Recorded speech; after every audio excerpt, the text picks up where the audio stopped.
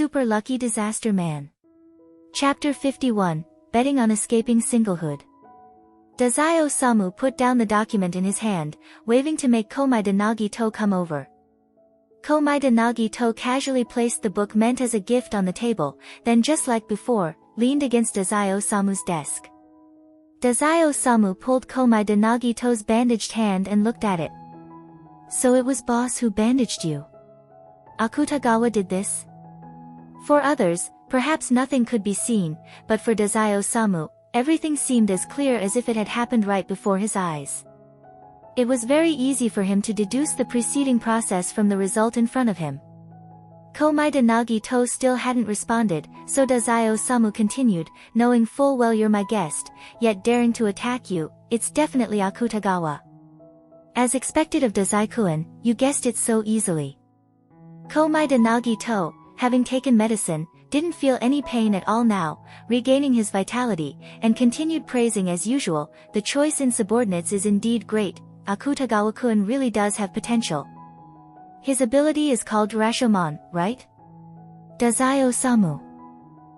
He looked at Komaeda Nagito's bandaged arm and felt a sense of mockery, but considering Komaeda-kun's tone had always been like this, it probably wasn't a big deal to be injured by the potential Akutagawa-kun. Mori-san must have gone to punish Akutagawa this time. Dazai Osamu thought to himself.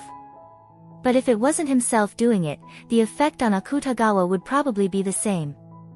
When he has time, he'll teach him another lesson.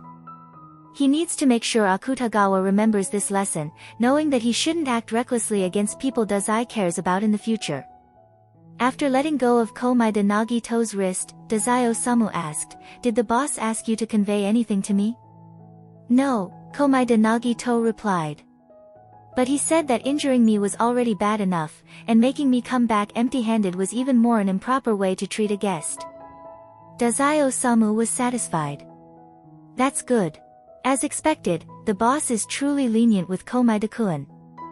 He was suddenly saddled today with a bunch of responsibilities that he technically didn't need to take on. But even if he did, it wasn't particularly bothersome, plus the work couldn't be delayed, which made him almost miss the celebration party.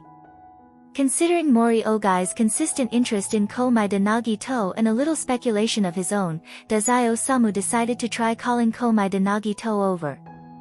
As it turned out, Mori Ogai really did grant him some time off. So, what exactly is the relationship between that Natsume Soseki and Boss Mori? Dazai Osamu slowly sifted through the possible answers in his head while calling out to the person nearby, "Take the rest of these to the boss's office." Entering the room, the black-clad figure saw stacks of documents occupying more than half of the table, and confirmed, "All of it?" "That's right," Dazai Osamu responded offhandedly, then complained to Komaeda Nagito, "Actually, these things in theory should be read by the boss himself, but he ended up saying something about trusting me and handed them all over." So easy for him to say. Komaeda-kun, you really shouldn't just blindly trust Boss Mori's words. When he's talking to you, his mind is always figuring out how to use you. The black-clad figure, just about to go out to find a trolley to move the documents. Dazai-sama. Talking like that about the boss in front of outsiders, is it really alright? Komaeda Nagito, however, didn't mind at all, and he smiled as he said, "Such a formidable person like Boss Mori also think I'm worth exploiting? How delightful, he should just say it outright, I'll definitely cooperate very well." Dazai Osamu childishly showed an unhappy expression, "Rather than being used by the boss, wouldn't it be better to be used by me? I'm sure I can use Komaeda-kun even better than Boss Mori." Komaeda Nagito pondered, "Am I not being used by Dazai-kun right now?" "That's true." Dazai Osamu thought for a moment, then happily said, "Thanks to you, otherwise getting out of today would have been somewhat troublesome.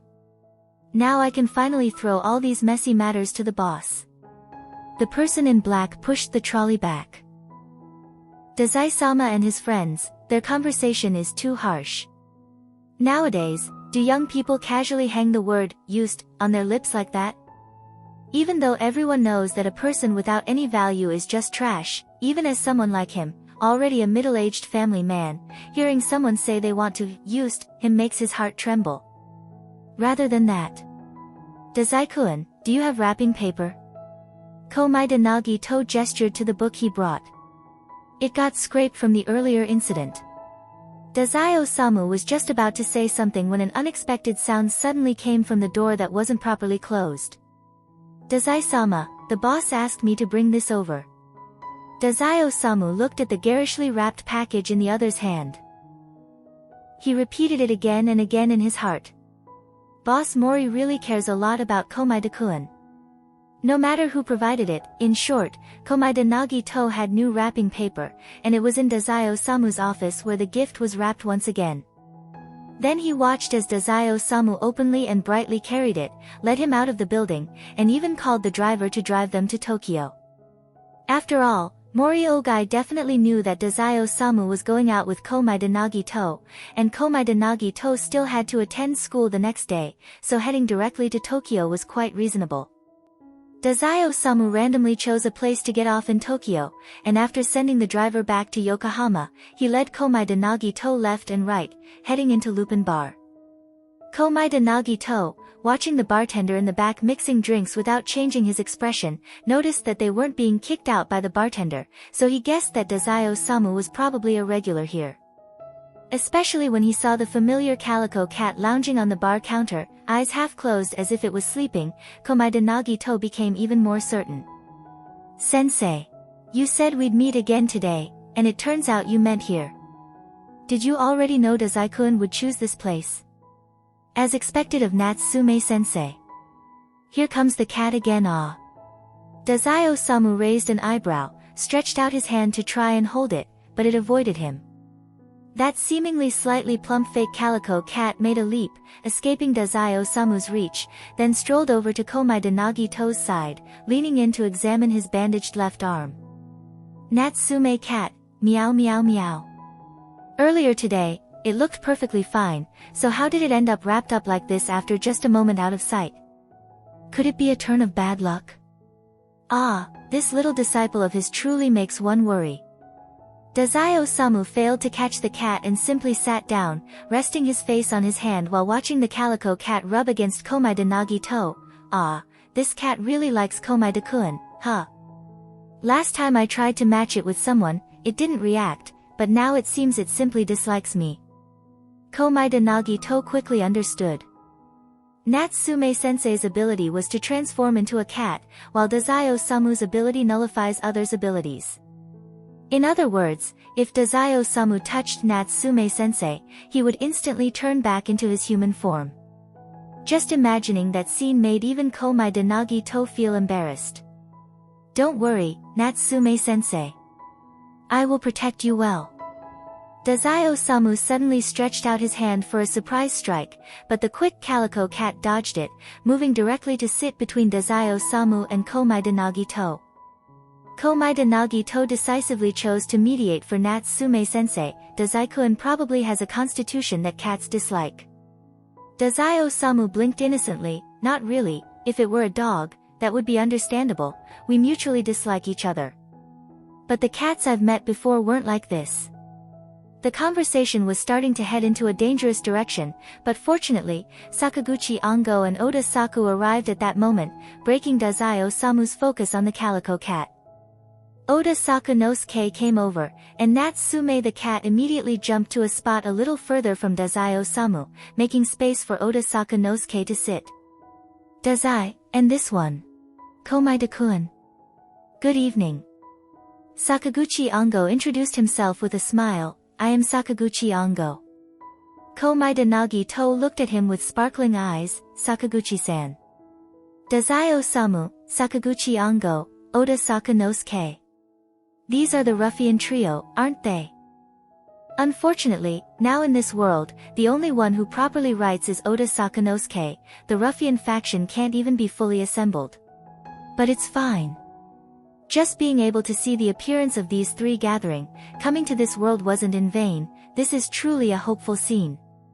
Sakaguchi Ango, feeling increasingly uncomfortable under Komaeda Nagito's enthusiastic gaze, and already having a fair idea of Komaeda Nagito's rather peculiar personality, decisively interrupted him. I've always heard Oda Saku and Dazai talk about you, but it looks like I finally get to meet you today. No need to be so formal, to be honest, I actually knows you quite well. Dazai Osamu, not wanting to listen to any more of Komaeda Nagito's excessive praises, promptly interrupted as well. Bungo is from the intelligence department, and his famous saying is, if it's not under my jurisdiction, I won't do it. Didn't expect you to arrive so early today. Sakaguchi Bungo adjusted his glasses, sitting on the chair across from Dazai Osamu. How could I miss Oda Saku's celebration party?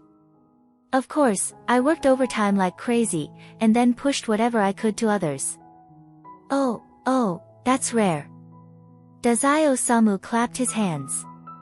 But I just got back and heard some really incredible news. Sakaguchi Bungo showed a subtle expression. Dazai, do you know that right now the headquarters is spreading rumors everywhere about you and Komaeda getting a room together? Dazai Osamu. Oda Sakunosuke. Natsume the cat.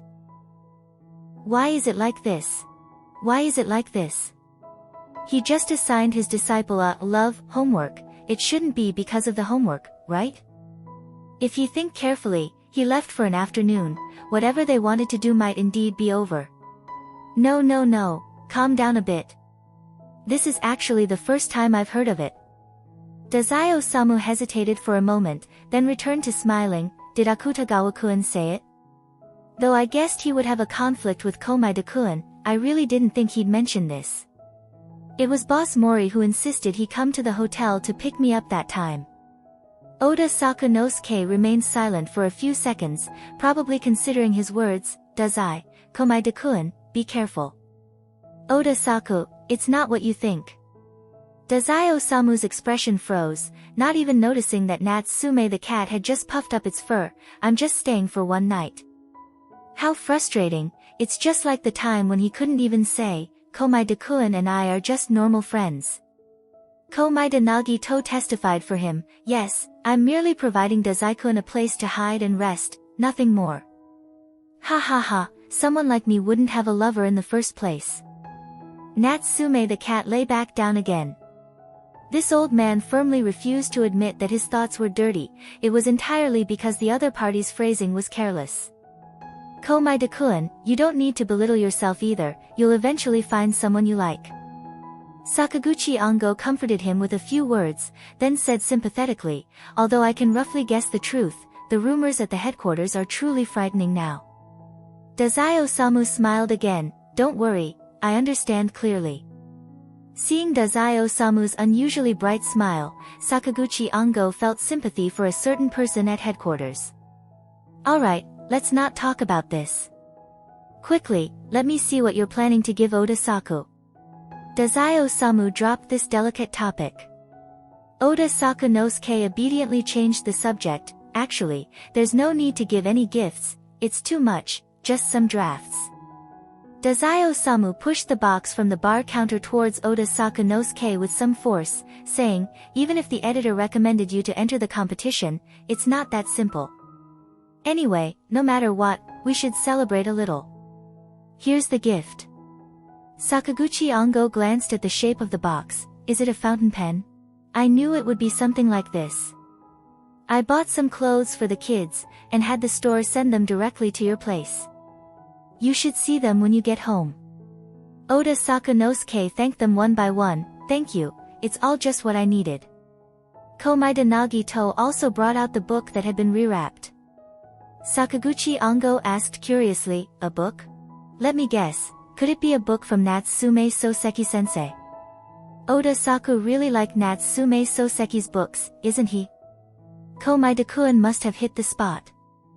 Although he thinks Oda Saku probably already bought all the ones on the market. Aha. Komaeda Nagito said awkwardly, initially, I was going to give some random ink pens, but someone said it would definitely clash, so I figured it'd be better to give Natsume-sensei's book instead. Dazai Osamu laughed cheerfully and said, hurry up and open it, Oda Saku, there's a surprise. With these words, even Sakaguchi Bungo was curious, what surprise? Could it be Natsume Soseki's newly published book that Odasaku hasn't gotten his hands on yet? Dazai Osamu said cryptically, Ongo will know in a moment. Oda Sakunosuke was also a bit curious. He carefully tore open the paper wrapping, took out the book inside, and found that it was the exact copy he had bought before. However, since Dazai Osamu mentioned there would be a surprise, Oda Sakunosuke wasn't disappointed. He calmly opened it, planning to see if there was anything special inside. Ah! As soon as he flipped to the end paper, Oda Sakunosuke let out an exclamation. It's... Sakaguchi Ongo was even more curious. What? What is it? Oda Sakunosuke slowly said, it's signed by Natsume-sensei. Sakaguchi Ongo, what? As an intelligence agent, and moreover, possessing an ability that allows him to obtain the relevant memories on an object by touching it, for Sakaguchi Ongo, many secrets are not secrets at all. For example, when two people are whispering, thinking that only heaven, earth, you, and I would know, with no one else being aware, but if Sakaguchi Ongo came, it's equivalent to him knowing as well. Therefore, he was made a key training target by the Special Division. Some classified information wasn't really classified when it came to him, for example, the existence of Natsume Soseki, said to be the most powerful ability user in legend. In truth, many people in the Special Division didn't know about this, but he knew, and he also knew that the other party had some rather close personal connections. Though, beyond that, he didn't know much more. But in any case, Natsume Soseki was extremely mysterious and powerful, a legendary ability user with considerable influence even in higher circles. The government could only seek him based on his whims. Where did Komai-Dakuen even get the signature from? Could it be a forgery? He'd never heard that Natsume Soseki ever signed a book before. But even if someone wanted to forge a signature, they'd have to first see Natsume Soseki's handwriting, right? Where would you find that? Is it real? Sakaguchi Ongo was so shocked that his glasses nearly fell off. He quickly adjusted them and, to hide his overreaction, explained, based on my intel, Natsume Soseki never signed any books. Oda Saku. I want to take a look too. Oda Sakunosuke extended his long arm and handed the book to Sakaguchi Ongo. When Sakaguchi Ongo took it and saw the handwriting, he realized that it really looked just like the one in the records kept by the Special Division. He activated his ability, Discourse on Decadence, and began to read the memories from the books. The first memories that appeared were of the most recent events, Sakaguchi Ongo rapidly leaping from Yokohama to Tokyo, from the perspective of the books, again witnessing the conflict between Akutagawa Yunosuke and Komaeda Nagito in the lobby, then skipping over some boring images. Sakaguchi Ongo-kun. Not expecting his name to suddenly be called from the memory within the object, Sakaguchi Ongo felt his hair stand on end for a moment. Who? The image flashed, and he saw the person who touched the book, the one speaking to him across time and space. This old man is Natsume Soseki. By the time you read this memory, you must have already met this kid Komaeda. If you trust what this old man says, I have a favor to ask, please do not report any connection between me and Komaeda to the Special Division. This information cannot be disclosed to the government. I hope you can comply. But you also don't need to worry about how Dazai-kun will report to Mori Ogai. Just keep the part you know buried in your heart. As thanks, I have some intel I can provide. Ongo? Ongo? Dazai Osamu waved his hand in front of Sakaguchi Ongo. What are you thinking about? Ah. Sakaguchi Ongo concealed his expression and thoughts, adjusting his glasses. I'm recalling where this book's signature came from. No, I don't mean to be suspicious, I trust that Komaeda-kun brought the genuine signature. Dazai Osamu commented sarcastically, Komaeda-kun has so many secrets, I'm used to it. Actually, it was just given by someone else, ha ha ha. Komaeda Nagito laughed, casually brushing off the topic. After all, he had promised Natsume Soseki that their direct relationship couldn't be revealed, otherwise the protection on Natsume Soseki's side might lose its effect. Sakaguchi Ongo also cooperatively didn't pursue the matter further, returning the signed book to Oda Sakunosuke. Oda Sakanosuke seriously expressed gratitude to Komaeda Nagito, without any suspicion about whether the signature could be fake, and assured that he would definitely keep it well. Want to drink something? Sakaguchi Ango changed the subject. We've been here for half a day, and haven't even ordered a drink yet, careful not to anger the owner. Dazai-Osamu leaned on the bar. I want a glass of detergent. We don't serve that here, the bartender calmly replied. Oda Sakanosuke and Sakaguchi Ango both ordered their favorite drinks, while Komaeda Nagito seemed a bit hesitant. Give him a Cinderella. Dazai-Osamu took it upon himself, ordering this teasing cocktail for Komaeda Nagito, and for me, just bring me a whiskey. Let me think, bourbon is fine. Cinderella is said to be a cocktail, but in truth, it was just a non-alcoholic drink. Being the youngest here, only 15 years old, Komaeda Nagito didn't have any objections. Moreover, with the current condition of his hand, even if he wanted to try alcohol, now was not the time.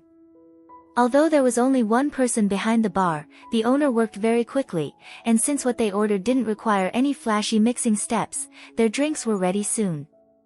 Dazai-Osamu raised his glass with enthusiasm. All right then. Here's to Oda Saku winning an award. Cheers. Oda Sakanosuke swallowed and said, wasn't it just celebrating getting the manuscript done? He cooperatively raised his glass and gave it a small clink. Cheers. The four of them raised their glasses together, reaching high into the sky before everyone took a small sip. None of them actually drank a full gulp. However, seeing Dazai-Osamu raise his glass again, trying to strike a pose, not drinking seemed inevitable anyway. Well then, this time, to getting rid of troublesome superiors, cheers. Oda Sakanosuke thought for a moment, to supporting our families, cheers. Komaeda Nagito enthusiastically joined in, to a hopeful future, cheers. Sakaguchi Ango also raised his glass and said, to not having to work overtime, cheers. Dazai-Osamu burst out laughing. Ango, you're really just a corporate slave, huh? Sakaguchi Ango shot him a glance. Aren't you also one of those, escaping from the superior? Let me switch to a better one. For Dazai's sake, to clear his name, cheers. Wait, Dazai, are you even a virgin? Oda Sakanosuke paused as he raised his glass. It should still be intact.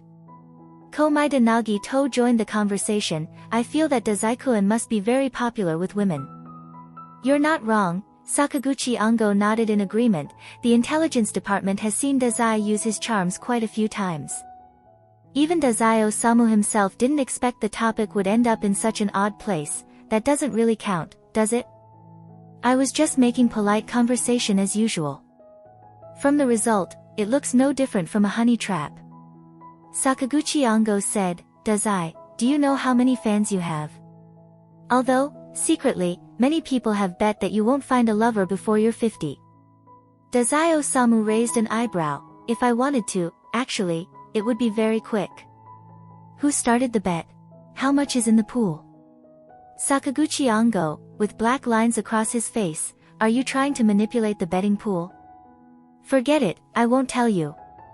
But the bookie must be someone on the inside, with quite a high status, since repeated reports have done nothing. Ah, but after what happened today, the bets might change. They might add a bet on whether your future lover is male or female. Humph. Dazai-Osamu took a sip of his drink. I want them to lose everything. Then good luck to you. You only have 3 years left, since practically everyone has placed a bet that you won't find a girlfriend before you're 20. Sakaguchi Ango said casually, unless you find a boyfriend in those 3 years, otherwise. He suddenly fell silent. Because he realized that Dazai-Osamu was looking thoughtfully at Komaeda Nagito. Guessing what Dazai-Osamu was thinking, Sakaguchi Ango immediately said, although we are friends, I also placed a bet inside. If you intend to cheat, I will report you. Dazai-Osamu kept his expression neutral. I knew it, Ango, you were in on it too. Alright, no cheating allowed. Sakaguchi Ango wasn't really worried about his own money, mainly because given this stance, if Dazai-Osamu wanted to cheat and get the dealer's approval, the chosen person would only be Komaeda Nagito. Just thinking about it made his stomach hurt. Dazai, take back those terrifying thoughts of yours. That's Natsume-sensei's student. Alright. Dazai Osamu said regretfully, since Ongo is requesting it, I suppose I won't cheat then. Sakaguchi Ongo immediately breathed a sigh of relief. Natsume Cat watching the whole scene also breathed a sigh of relief. Good heavens, this youngest disciple's friend is really something. But... Dazai Osamu's tone shifted. Ongo, how do you know that even if I don't cheat, you can still win? Sakaguchi Ongo was stunned. Dazai Osamu mused, actually, I just tried imagining it, and found that I don't entirely hate the idea of thinking of Komai Dakuen as my lover. I always thought I was strictly heterosexual. Stop. No. Keep your wits about you. Terrified, Sakaguchi Ongo immediately looked towards the other party involved, Komaeda Nagito, only to discover that the latter wasn't paying attention to his conversation with Dazai Osamu. Instead, he was talking to Oda Sakanosuke about something. Carefully listening in. Oda Sakanosuke said seriously, you could try falling in love. Sakaguchi Ongo. Oda-saku, what are you guys talking about? Natsume-sensei, your disciple, please come save him yourself, I really did my best. Chapter 51 End. Chapter 52, A New Gamble and a Port of Refuge. Oda Sakanosuke faced Sakaguchi Ongo's questioning and calmly replied, Komai Dakuen is asking how to write a novel with love as the theme. A flash of darkness passed through Dazai Osamu's eyes as he leaned over to ask, Oh? Komai Dakuen wants to write a novel too? Just a bit curious, Komaeda Nagito said. I wanted to understand the thought process of a writer when they write. For now, it seems that it's mainly experience and imagination, along with immersion. The calico cat beside them had a certain look in its eyes. Sensei, this isn't cheating, it's just normal reference material, nothing more. Please look away, or else it'll show. Why is it that the topic is love? Dazai Osamu asked with a laugh, seemingly without any other meaning. I thought maybe someone assigned it to you as homework. Komaeda Nagito's expression didn't reveal any hint, just a topic, that's all. Oda Sakanosuke vouched for him, yes, initially it was supposed to be for my novel, originally about familial love, but recently the kids have been asking if I could find them a stepmother, so it led to this topic. Oda Saku. Dazai Osamu looked helplessly at the Oda Sakanosuke who interrupted him. Huh? Oda Sakanosuke glanced over in confusion, should I not have mentioned this to him? Sakaguchi Ongo, although he also felt that something was not quite right, still instinctively sided with Komaeda Nagito, knowing they were on the same side. Dazai, Komaeda-kun isn't that young anymore, and it's about time he started to take an interest in this kind of topic. Both his parents have passed away, and he has no real friends at school. It's only natural that he'd be glad to have someone to talk about this with. Dazai Osamu. What kind of feeling is this, being isolated? Even so, Dazai Osamu did not regret bringing Komaeda Nagito to the Lupin bar. Oda Sakanosuke and Sakaguchi Ongo were people he found within the port mafia, able to be friends while sharing an identity underground. Meanwhile, Komaeda Nagito was someone rare to him, someone from outside the world. Moreover, due to Mori Ogai's curious attention, Dazai Osamu didn't even need to avoid the boss's watchful gaze when forming a friendship with Komaeda Nagito, which gave him a strangely relaxed feeling. Dazai Osamu had long lost the ability to enjoy ordinary tranquility. If he had to interact with truly normal people, he'd get bored quite easily, but Komaeda Nagito was someone he found who could break the mundane from his otherwise disconnected daily life. He could chat with him about anything, even things that would astonish and amaze Dazai Osamu to hear about, all sorts of unexpected things. He could talk about everyday trivialities, and Dazai Osamu could complain to him about his superior, rant about the foolish actions of subordinates, gossip about the weaknesses and backstories of enemies, all without worrying that the other would either be startled or yell in response. Through Komaeda Nagito, Dazai Osamu reconnected with something that hadn't been a part of his daily life for a long time. This feeling was truly refreshing, and until now, Dazai-Osamu hadn't disliked it at all. In fact, Dazai-Osamu was seriously considering becoming Komai de Nagito's friend. If succeeded, in what form would he welcome death? Truly curious awe. After the celebratory gathering ended, Dazai-Osamu, acting as a perfectly qualified friend, brought Komai de Nagito back to Kudo Shinichi's house. When Kudo Shinichi opened the door, he was surprised. "Ah. Komai de senpai, your hand." "Ha, I fell down, accidentally fractured it." "How could you fall so badly that you ended up with a fractured bone?" Kudo Shinichi complained while helping Komai de Nagito into the house. Standing aside, Dazai-Osamu smiled and said, "Komai de-kun only has a fractured hand, his legs are fine." Deducing that Dazai-Osamu wouldn't really do anything to him, Kudo Shinichi, slightly annoyed, said, "Thank you for bringing senpai back. Is there anything else?" It was impossible for him to treat a mafia member, whose hands were stained with who knows how many lives, with special kindness. If there were evidence, he could put Dazai-Osamu in prison right now. "Kudo-kun really doesn't welcome me, huh?" Dazai-Osamu exaggeratedly sighed. "Well then, I leave Komai de-kun in your care." "Good night, Komai de-kun." Komai de Nagito replied, "Good night, Dazai-kun." Kudo Shinichi closed the door and turned to ask, "Senpai, did you get injured while at Dazai-Osamu's place? Did you run into some unfriendly people?" Komai de Nagito had a surprised and delighted expression. Is this the deduction of Kudo-kun the detective? Amazing awe. As expected of someone who set his sights on becoming a detective.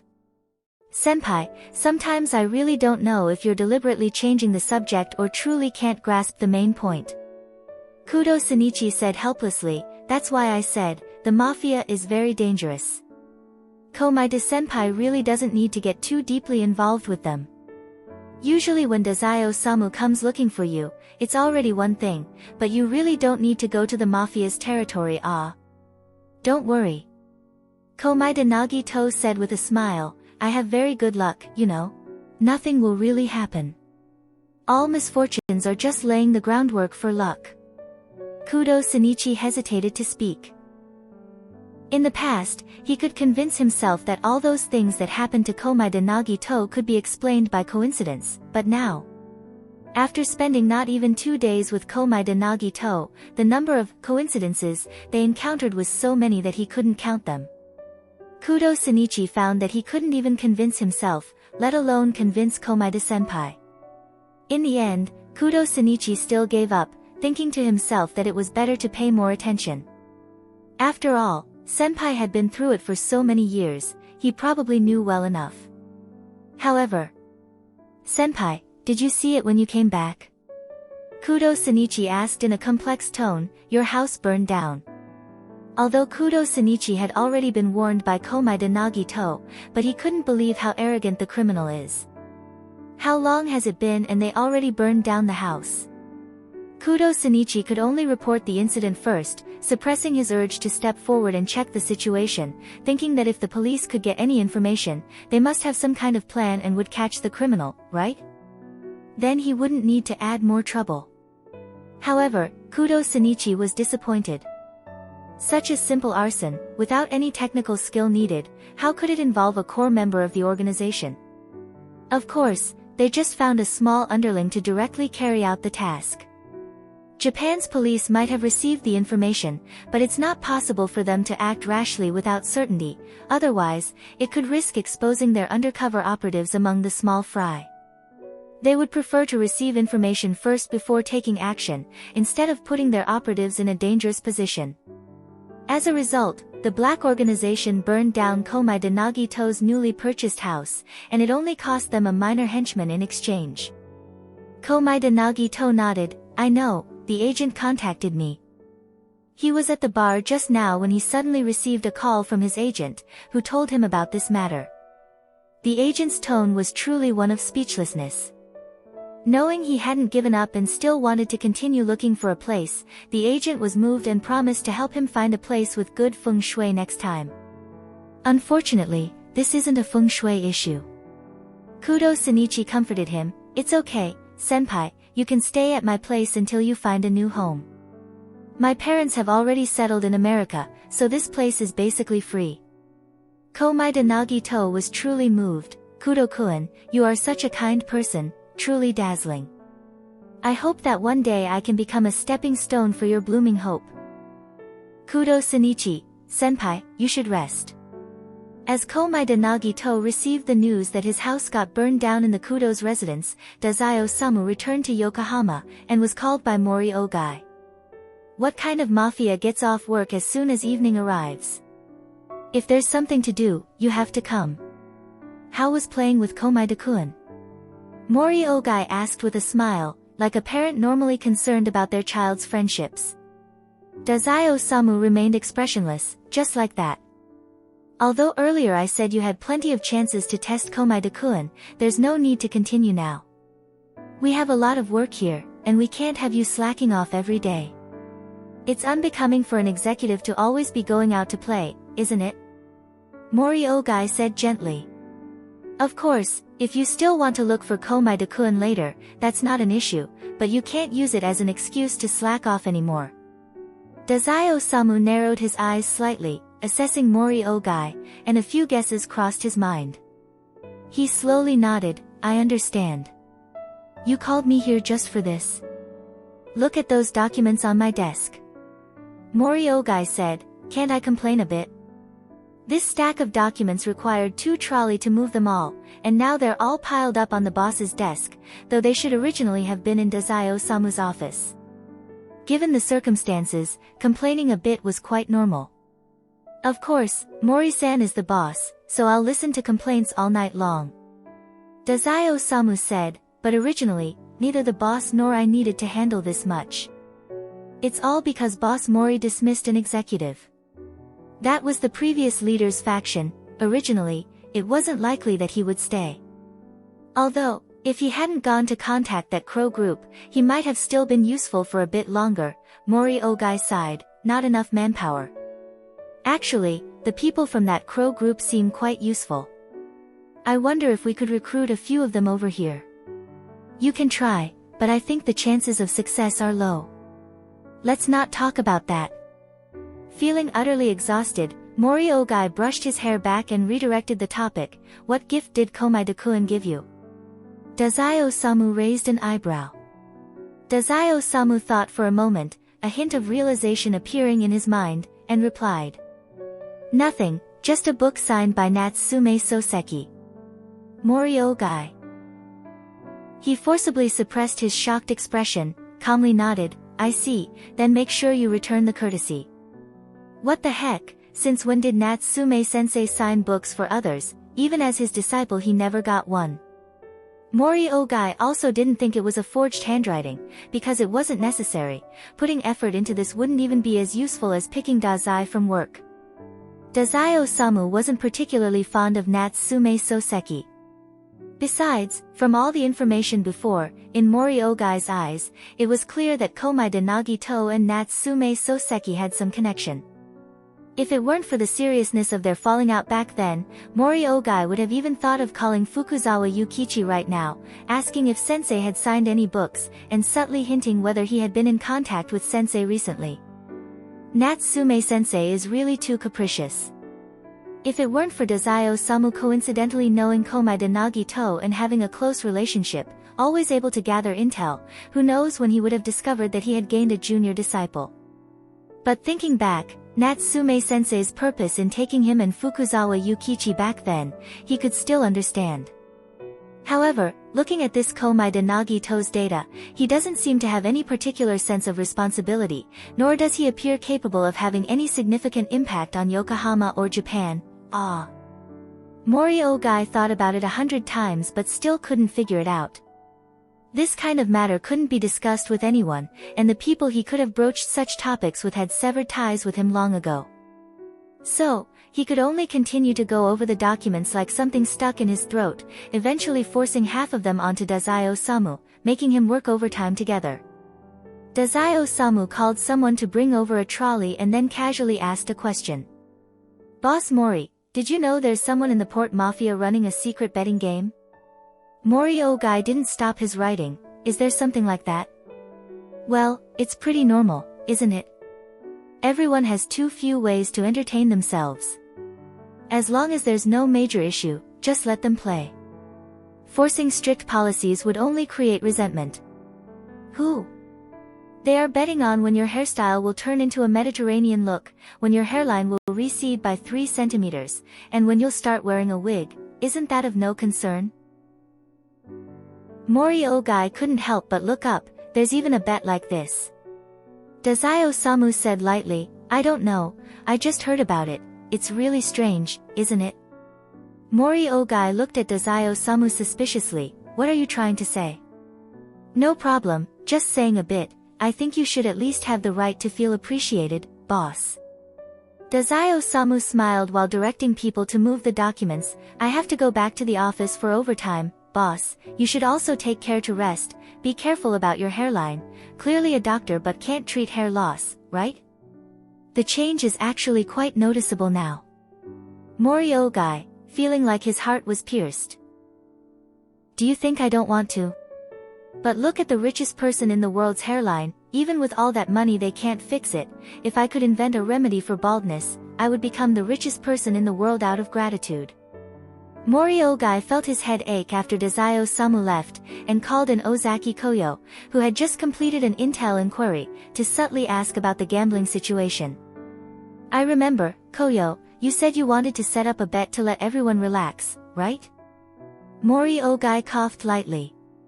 It doesn't have anything to do with me, does it? This wasn't just a matter of appearance, this concerned the dignity of the boss. He had only just established himself firmly within the port mafia. He really couldn't afford this kind of inexplicable mess affecting things. No, Ozaki Koyo replied strangely, anything relating to the boss is banned, even executives are the same. How come you've suddenly thought of asking this? Mori Ogai immediately betrayed Dazai Osamu.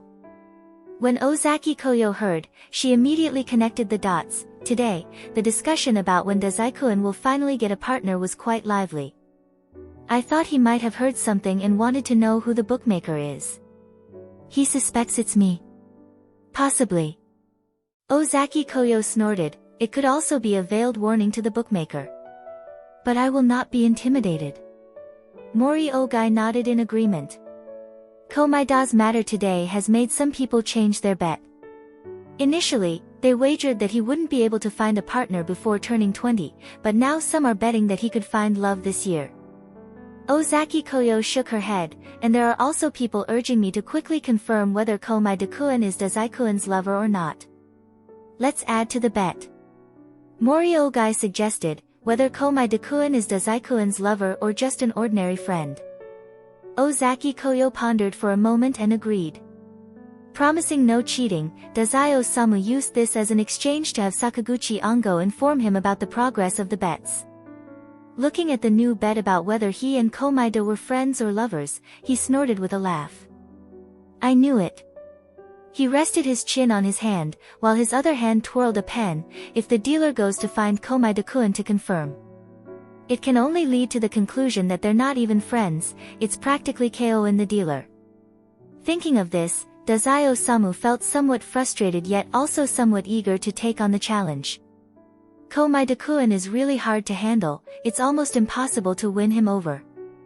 Or rather, should it be said that a specific unique event needs to be triggered first?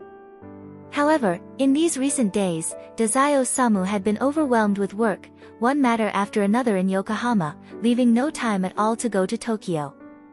Waiting until July, many times, in these 2 months, he and Komaida Nagito met less than 10 times.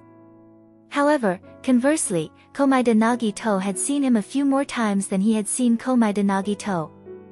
For instance, today, Komaida Nagito returned to the Yokohama home, opened the door, and while changing shoes at the entrance, saw shoes that did not belong to him. But he just glanced at them and calmly entered the living room, then unsurprisingly found Dazai Osamu lying on the sofa in the living room. The other seemed to be asleep already, even his breathing was almost inaudible. Komaida Nagito carefully tried to return to his own bedroom. Based on past habits, perhaps by tomorrow morning, that person outside will have disappeared. This is how many times Komai de Nagito has seen Dazai-Osamu, and why it seems to be more frequent in comparison. No one knows when it started, but Dazai-Osamu had turned Komai de Nagito's home in Yokohama into a lazy retreat. Ignoring those subordinates filled with worthless scraps, even though Boss Mori's intention was for them to keep an eye on Dazai-Osamu, to prevent him from attempting suicide at every little inconvenience or going missing during work and wasting time, but they didn't dare to enter Komai de Nagito's house. You want to talk about preventing the executive from committing suicide, or pulling them up after they attempted suicide, or directly asking task-related questions during the time when the executive is slowly eating to drag out time on purpose, these actions are still considered acceptable. Even if it means Dazai, the executive, would hold a grudge, at least they are justified reasons, and if the executive wants revenge, they wouldn't cross the line, and the boss would also step in to say a few words. But that's the executive's notorious lover. Who knows what you might see upon entering? Do you want to bring the documents over when the executive is in the middle of some activity and say, "The boss asked you to review these documents while you're working out?" They had offended him before, but they are not on the same level. If you really want to do it, I think you just don't want to live anymore. Hiding at Komai de Nagito's house, Dazai-Osamu even called Mori Ogai, "Boss, this is Komai de-kuen's place. If they mess around and damage Komai de-kuen's place, and something unexpected happens, I won't be responsible." "Dazai-kun," Mori Ogai said earnestly, "you are an executive now, you can't keep avoiding work." "Ah. Is that so? I thought boss intended to forcefully relocate me with all this work." Dazai-Osamu said, "Although I don't know what you've been busy with lately, insisting on dumping all the tasks on me, I hope you can hurry up a bit. Honestly, I don't really care what shape the port mafia ends up in." Recently, Mori Ogai had been negotiating with the government about the skilled business permit, but without achieving any favorable results. As a last resort, he made Dazai-Osamu take on so much work, because there were many matters he couldn't entrust to anyone else. Dazai-Osamu knew, however, that this situation couldn't go on for too long. If it continued, he might truly abandon his responsibilities, so he had to swear to recover quickly. Well, at least he basically confirmed this time that normal interactions with the port mafia wouldn't get him the skilled business permit, so there was no need to waste any more time. It seemed he had to make some small moves to force the special division to seek help from the port mafia. Not mentioning what kind of resolve Mori Ogai might have made during this time, but after going through all of this, it did indeed make Dazai-Osamu develop a habit. Dazai-Osamu, when thinking of a quiet place, would go to Komai de Nagito's house, and even Akutagawa Yunosuke had been persuaded by others not to come near. This place was practically a perfect harbor. Komai de Nagito didn't have any opinion on this, as it didn't affect him much. After all, Dazai-Osamu didn't need anything from him, and most of the time, he wasn't even home. It was like knowing a stray cat that often came by to find shelter. However, occasionally coming home to discover there was suddenly another person, there was a strange feeling, though Komai de Nagito was too lazy to think deeply about it, and gradually, it became a habit. Today, as he was walking past the sofa, his coat's hem was suddenly caught by Dazai-Osamu. "Komai de-kun." Dazai-Osamu yawned as he sat up, his slightly curled black hair a tangled mess. "You're back quite early today, huh?" "Yeah, because it's summer vacation," Komai de Nagito replied. In Japan, the school year is divided into 3 terms. Basically, the first term runs from April to July, and at the end of July, summer vacation begins. The new term starts at the end of August, then there's a winter break at the end of December, and finally a spring break from late January to February. Summer vacation. Dazai-Osamu took a moment to recall. "Ah, got it. So, Komai de-kun, will you be in Yokohama the whole time?" Dazai-Osamu really wasn't well versed in school matters. After all, it felt too far removed from him. If he hadn't known Komai de Nagito, he probably wouldn't have paid attention to any of this. "No." Komai de Nagito replied, "During summer vacation, I'll be going to America with Kudo-kun." Dazai-Osamu's eyes widened. "Who?" "To see Kudo Yusaku-san. I also know someone else there, a detective novelist. Komaeda Nagito looked quite pleased, plus, I helped out a lady before, and she invited me over too. I think going to America might be a pretty good idea. Dazai-Osamu. Dazai-kun, have you been to America? Komaeda Nagito casually asked. No. Dazai-Osamu hugged the fur blanket and sank back into the sofa. Though he was about to go soon. Chapter 52 End. Chapter 53, America and Fitzgerald. After summer break began, just like the changing weather, the atmosphere on the streets became livelier than usual, with more young people, swimsuits, and sales of watermelons rising. Speaking of summer, one would definitely think of swimsuits and the beach, right? Kudo Shinichi said to Komaeda Nagito, although we have it in Japan too, the vibe over in Hawaii is quite different. Ah, it's such a pity that Ayatsuji Yukito-sensei couldn't come. I really wish I could chat with sensei. Komaeda Nagito, who was invited by several people to America, was currently following Kudo Shinichi, along with his childhood friend Mori Rang, as they traveled to America together. Before, that American rich woman contacted Ayatsuji Yukito's detective agency, but Ayatsuji Yukito couldn't go himself, and couldn't make a decision for Komaeda Nagito, so he called to ask him. Komaeda Nagito thought, since it's all in America anyway, Little Raccoon-san, Kudo Shinichi's parents. She was so enthusiastic, even after a few months she still remembered him and made an international call to ask, so agreeing wasn't a big deal. After hearing Komaeda Nagito's decision, Ayatsuji Yukito said he would pass it along, then brought up another topic. Do you still remember that elevator incident you encountered before? Komaeda Nagito, which one? Ayatsuji Yukito. Since there was a period without contact, he forgotten about Komaeda Nagito's accident constitute and only now did Ayatsuji Yukito remembers. As for Komaeda Nagito, if it was just an elevator incident, at least 4 or 5 of them would probably pop into his mind at once. However, Komaeda Nagito reacted in the next second, sorry, the most recent one, right? I remember, what's up? The mastermind behind the scene is probably Kyogoku Natsuhiko, Ayatsuji Yukito said. The government even thought about assigning me to cooperate with him, but they suddenly discovered his criminal record in this case's report. Although there's no concrete evidence, it's likely he's not a good person. He knows what's wrong with this case, and might come looking for you. If you encounter any ambiguity, give me a call. Alright, Komaeda Nagito cheerfully agreed. You want me to act as bait, right? No problem, I'll do my best.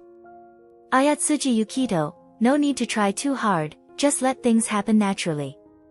He might not necessarily come looking for you. Anyway. Ayatsuji Yukito sighed as he hung up the phone. He decided that in the future, if there was nothing important, he really shouldn't contact this former neighbor. In short, due to the surveillance by the Special Division, Ayatsuji Yukito was unable to leave the country for several years. So only Komaeda Nagito from the two-party cat search team went. The wealthy American woman expressed that it was a bit of a pity the other person couldn't come, but it didn't matter, she would still treat the one who came well. Thus, Komaeda Nagito and the group boarded the plane. When they arrived in Hawaii, due to various reasons, the plane was delayed by an hour, but fortunately, nothing major happened, and the group safely arrived at the airport, where Kudo Yusaku and Kudo Yukiko were waiting for them outside. Seeing Komaeda Nagito, Kudo Yukiko, the former great actress, immediately hugged Komaeda Nagito, her son, and her future daughter-in-law. Welcome Rang, long time no see. And also Komaeda-kun, although this is our first time meeting, if you're a friend of my Shinichi, there's no need to be formal, just feel at home. Komaeda Nagito obediently smiled, thank you for your concern. Up ahead, Kudo Shinichi, somewhat exasperated, emphasized to Komaeda Nagito, if my mom says we're friends, senpai, could you please not argue? Komaeda Nagito laughed and waved his hand, ha ha ha, I'm not the type who doesn't know how to appreciate kindness. Being considered a friend by Kudo-kun is my honor, you know? Kudo Shinichi was actually quite shocked to hear Komaeda Nagito admit that he had given up. He almost thought he had misheard. Who? When? I distinctly remember that last time you told me to think it over carefully, senpai. Komaeda Nagito seemed more puzzled than he was. Then Kudo-kun kept coming back to find me. Wasn't that because you had already made up your mind? Kudo Shinichi. Ah, is that how it was? That wasn't a rejection, but a suggestion. Senpai, how did you score so highly in your language exam? I am truly moved, Kudo-kun. Even though you clearly know what kind of person I am, you're still willing to come find me. Komaeda Nagito laughed softly. No wonder you're a detective full of hope. This sense of judgment and persistence is too dazzling, it really moves people. Kudo Shinichi. Don't praise me, it's just about helping find a lost kid, it doesn't count as detective work. As I said before, at least let me solve a murder case once, alright? Komaeda Nagito's manner of speaking had already become a habit. After ignoring those chaotic descriptions, Kudo Shinichi distilled the core idea, and after making a casual comment, he suddenly realized a problem. Wait. If I am your friend, then what about that Dazai Osamu who often came to find you before? He also called himself your friend, but was denied? Faced with this question, Komaeda Nagito showed a somewhat subtle expression, Dazai-kun. He was just joking back then, he didn't really mean to be my friend, you know? Kudo Shinichi felt like he understood. Anyway, it's someone else's business. Previously, when he asked Komaeda Nagito or Dazai Osamu for some intel, Komaeda Nagito always found it quite difficult, so this time Kudo Shinichi also followed suit without asking again. However, he overlooked one fact, which was that Komaeda mentioned it was during their first meeting, and Dazai-kun was joking at that time, so... What about now? This question, only much later did Kudo Shinichi realize, but it was already too late. In any case, no matter how you put it, with Kudo Shinichi's various types of cover, Komaeda Nagito appeared in the eyes of the Kudo couple as a child who lost both parents but still grew up healthily, and is a friend of their son. Everyone cooperated to maintain the lie, and there was no issue. The first day they arrived, there weren't any other activities arranged, they simply returned to the hotel, had dinner, and then adjusted to the time difference a bit. Kudo Shinichi and Komaeda Nagito shared a room, Mori Rang had a room to herself, and Kudo Yusaku and Kudo Yukiko another room. However, Yukiko said she wanted to hear about Shinichi from Mori Rang during the time she wasn't around, so she followed Rang to her room. It looked like Kudo Yusaku might be without a pillow companion tonight. The next day, Yukiko enthusiastically led the kids to the beach. Kudo Yusaku, chased by his editor, was stuck in the hotel working on his manuscript, likely missing out for the whole day. To put it bluntly, there's a possibility he'd miss the entire vacation. Alright, no need to worry about that guy. Kudo Yukiko smiled unaffectedly, we just need to show ourselves here for a bit, and then we can put our luggage on top. Shin-chan, what are you looking at? Kudo Shinichi withdrew his gaze from the vast ocean. I was thinking about piloting the sailing yacht. Although I learned it earlier, I've never done it alone. Thus, the next plan became Kudo Shinichi and Komaeda Nagito piloting the sailing yacht, while Kudo Yukiko and Mori Rang went to play in the sea for a while. Originally, Kudo Yusaku was supposed to watch the luggage, but since he wasn't here, they still needed to find a way. Even overseas, she's really famous. Referred to as the Duchess of the Night, Kudo Yukiko signed her name for the security staff, and they swore to ensure the safety of their luggage, easily resolving the issue. Because of the gender arrangement, Komaeda Nagito followed Kudo Shinichi. Kudo Shinichi, who hadn't touched a sailing yacht for a long time, looked quite excited. If there's a chance, I want to try flying a plane. Kudo-kun, you can even fly a plane? Komaeda Nagito asked in surprise. I've learned it before. Kudo Shinichi replied, for a detective, it's important to know a little about everything, right? Komaeda Nagito's eyes grew even brighter as he looked at Kudo Shinichi. Wonderful. If Kudo-kun went to another world, he would absolutely become an ultimate detective. He really understands a lot. Such an amazing person actually became his friend. No, can't keep thinking like this. But speaking of ordinary friends, it shouldn't matter, right? He has stayed at Kudo-kuen's house for so long, and apart from encountering a few strange cases, it seems like Kudo-kuen hasn't faced anything more dangerous. At this moment, Komaeda Nagito's phone vibrated. He held onto the sailing yacht with one hand and took out his phone with the other, seeing that it was a new message from Little Raccoon-san. Komaeda Nagito initially contacted Little Raccoon simply to expedite obtaining Kudo Shinichi's reward, but now, after 2 months of contact, their relationship has developed to a point that neither knows how to define. Because Komaeda Nagito, after comparing the literary level of this world with modern literature, found that Little Raccoon's skills were even better than he imagined, he immediately took notice and kept gathering materials on Edogawa Ranpo for him, fulfilling his requests. Since he wasn't acquainted with Edogawa Ranpo himself, all the information he provided came from parts published in Yokohama's press, which could be considered public information. Little Raccoon-san is also very spirited in keeping promises, saying that he would hand it over his works to Komaeda Nagito when he receives Edogawa Ranpo's intel. He truly would give them, and even naively each time gave a complete set.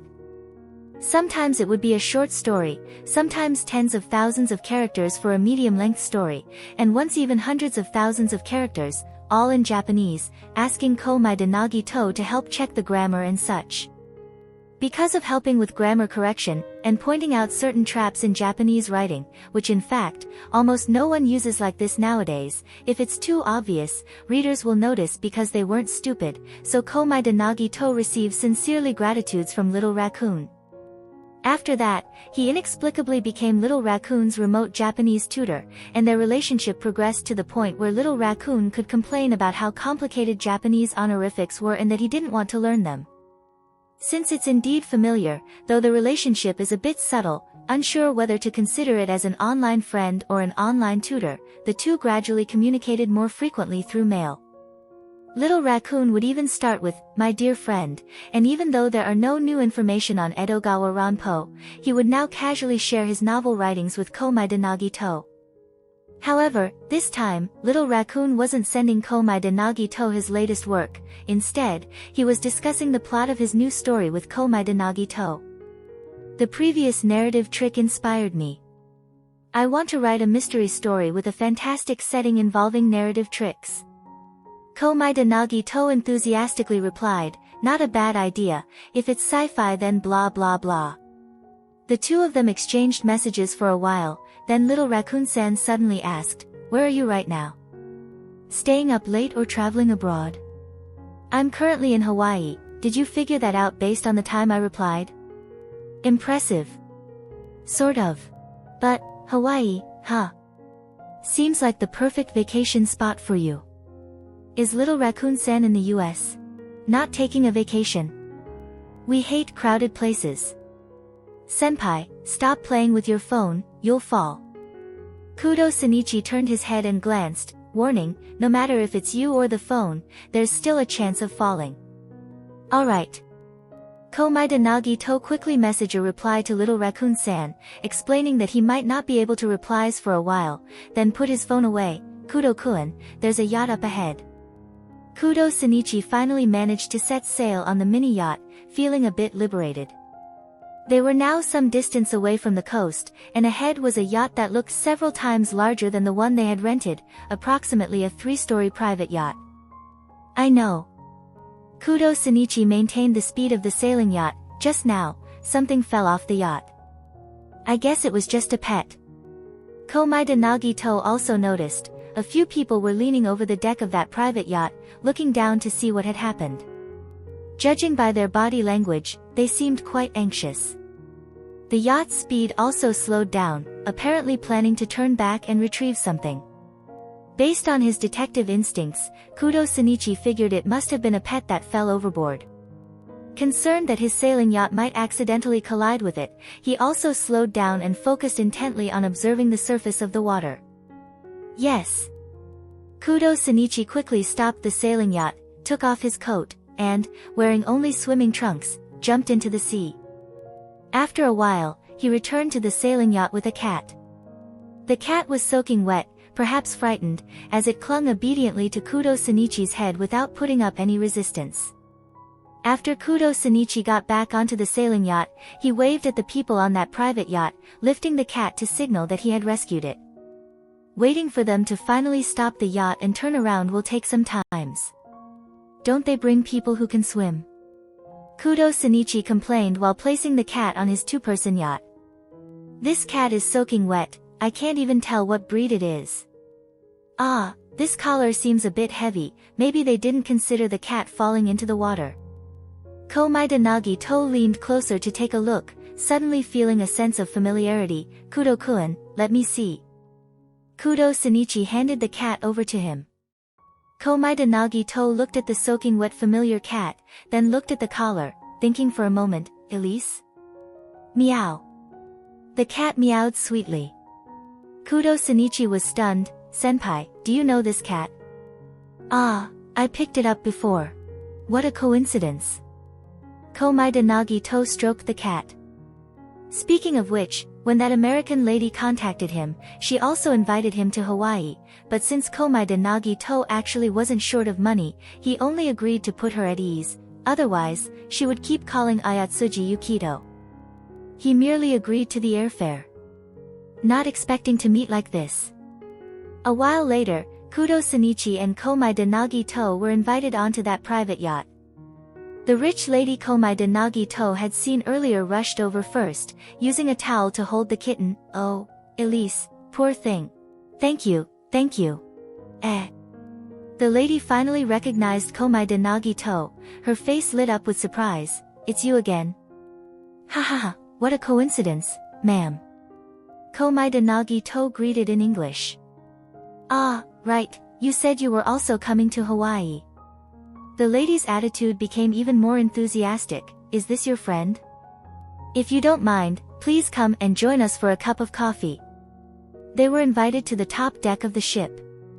While going up the stairs, the lady gave a brief introduction. I invited my younger sister's family for vacation. Ah, never mind, anyway, my sister is still always staying in her room and doesn't come out, so you don't need to pay too much attention. As for my sister's husband and those people working with him, you don't need to get involved. Kudo Shinichi raised an eyebrow, exchanging a glance with Komaeda Nagito. Judging from the tone, this person, who calls herself the restorer of her maternal family lineage and could be addressed as Madame Sarah, is very doting on her sister but is quite dissatisfied with her brother-in-law. The younger sister not leaving her room is a bit strange. Judging by Madame Sarah's tone, it doesn't seem like it's the kind of illness like a cold or fever, most likely it's a mental or psychological issue. Kudo Shinichi started to feel like maybe he shouldn't have tagged along. He should have left right after finishing with the cat.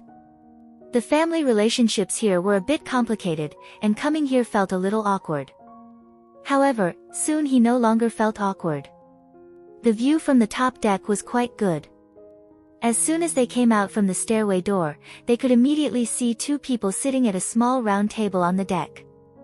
One of them was even waving towards them. Komaeda-kun. Madame Sarah was quite surprised. You know each other?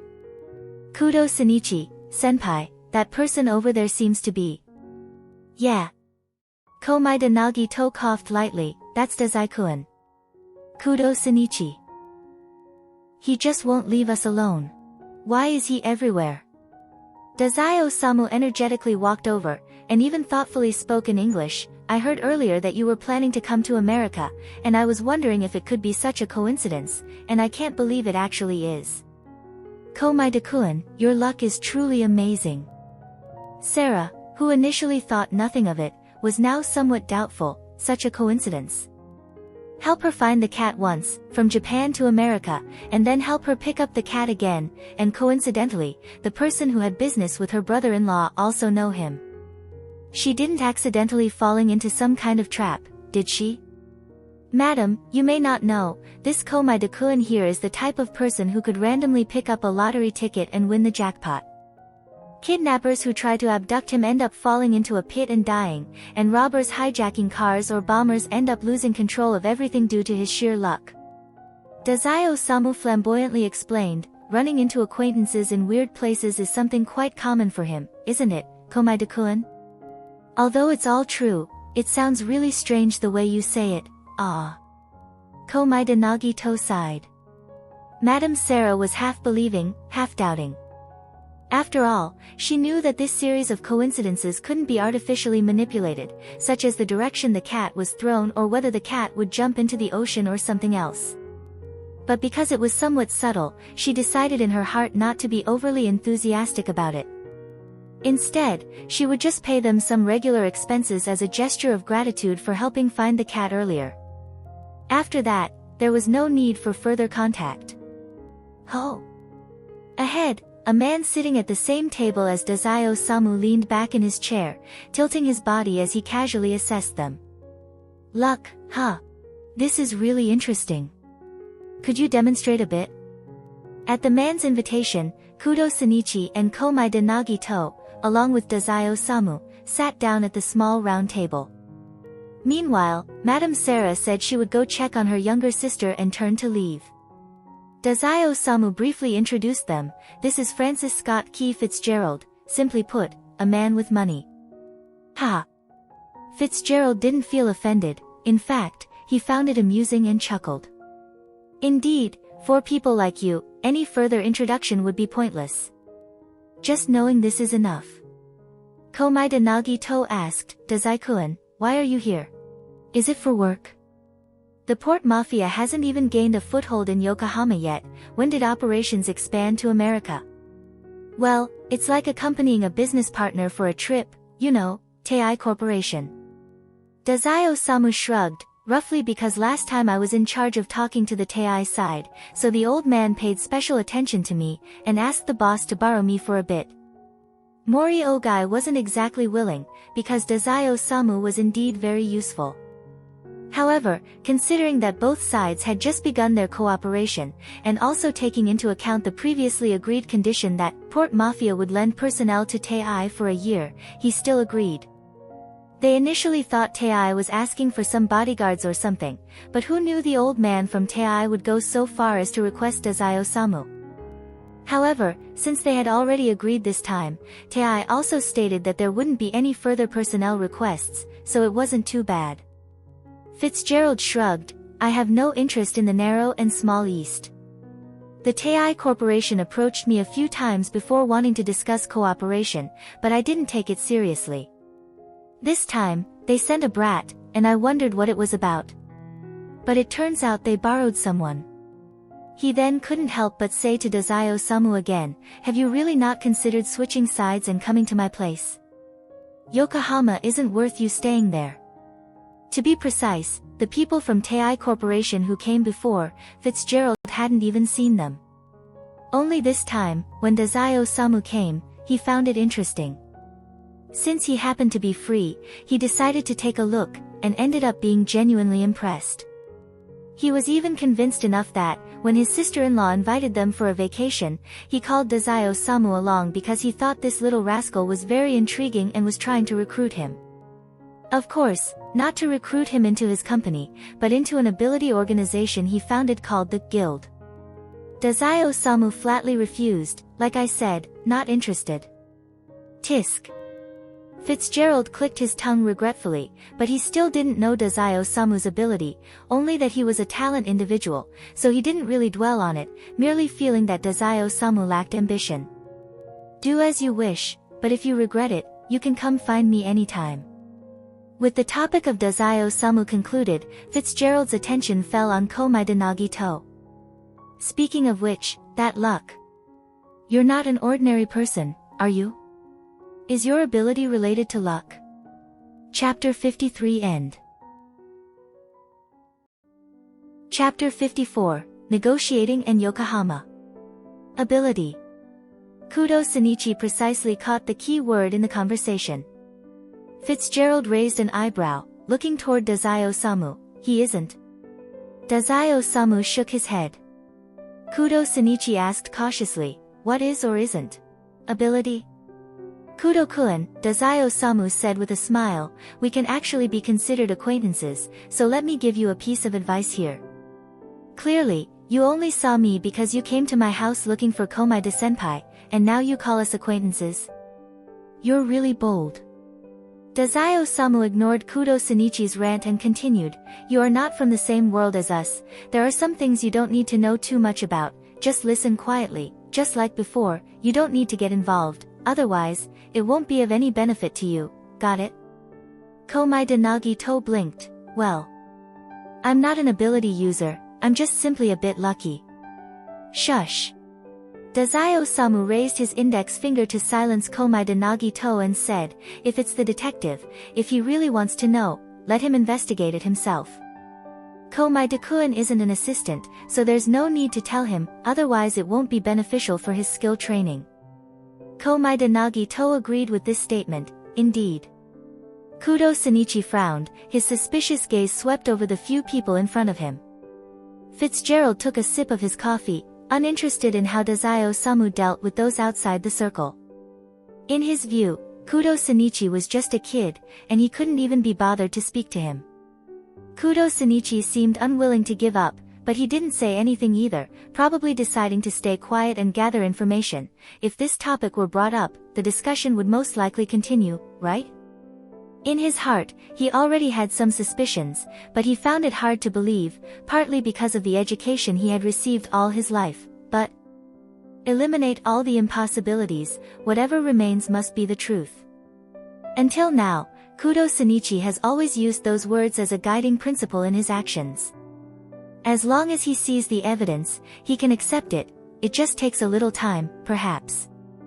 Watching Dazai-Osamu subdue the only person here who was not particularly knowledgeable about the ability user's world, Fitzgerald put down his cup of coffee, as if the recent disturbance had never happened, and asked Komai de Nagito, "Your ability is to control luck, right? Mind showing me a demonstration?" Fitzgerald at first glance is the type who is used to giving orders. Although he seemed to be inquiring, his tone was declarative, and he even started rummaging through his pockets directly, intending to take out some sort of tool to present to Komai de Nagito. "Komai de-kun, why don't you give it a try?" Dazai-Osamu said, resting his chin on his hand. "After all, for you, any result is acceptable, right? Whether it's a good outcome or a bad one, Komai de Nagito will willingly accept it, because to him, misfortune is also a kind of fortune." Komai de Nagito, who had been interrupted twice while trying to explain that he wasn't an ability user, sighed and glanced over at Dazai-Osamu, who was constantly giving him suggestive looks, clearly wanting to watch the fun. "Dazai-kun, what kind of outcome are you expecting?" Dazai-Osamu said cheerfully, "I think this will depend on whether you consider meeting me in Hawaii a stroke of good luck or misfortune." "My luck doesn't function like that." Komai de Nagito held his forehead. "Lately, everything has been too steady. Occasionally, there have been small bits of good fortune, but besides a slight flight delay, I haven't encountered anything else. This gives me a bit of a bad feeling. If something relatively over the top happens right now." Fitzgerald raised an eyebrow. "I understand, so it's an uncontrollable luck streak, right? Well then, let's play a mini-game." He took out a stack of blank checks and a pen from his pocket, and the wealthy man swiftly filled out 10 checks. He then tapped on the table and said, "Now pick a number from 1 to 10, and whichever check you choose, it's yours." Kudo Shinichi simply remained silent, watching everything unfold without saying a word. However, Fitzgerald's actions now made it clear to him, regardless of the abilities involved in this world. It was probably just 10 checks with different numbers on them, to see if Komai de Senpai's luck could choose the highest or the lowest one. Rich people playing games with checks. Because Fitzgerald said earlier to make it a little simpler, Komai de Nagito figured it would probably be at a level that could be cancelled if he tripped, and casually said, "The third one." Fitzgerald reached under the table, pulled out the third one, and gave Komai de Nagito a subtle glance. 1 million. He said, handing the check to Komai de Nagito, the largest amount on a single check. "Your luck is really not bad." An American saying 1 million certainly doesn't mean yen, but $1 million US.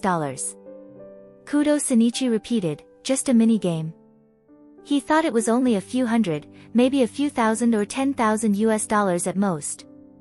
"Ah, to you it might be quite a lot, maybe something you wouldn't earn in your lifetime."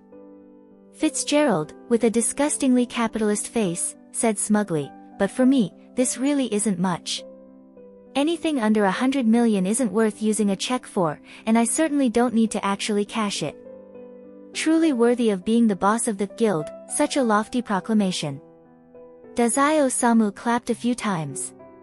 Komaeda Nagito looked at the check in front of him and pushed it back. I was just talking casually, if you say it's a game, there's no need to take it seriously.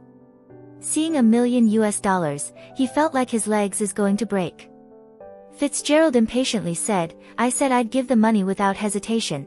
If I tell you to take it, just take it. Such an amount isn't even enough for my wife to buy a dress.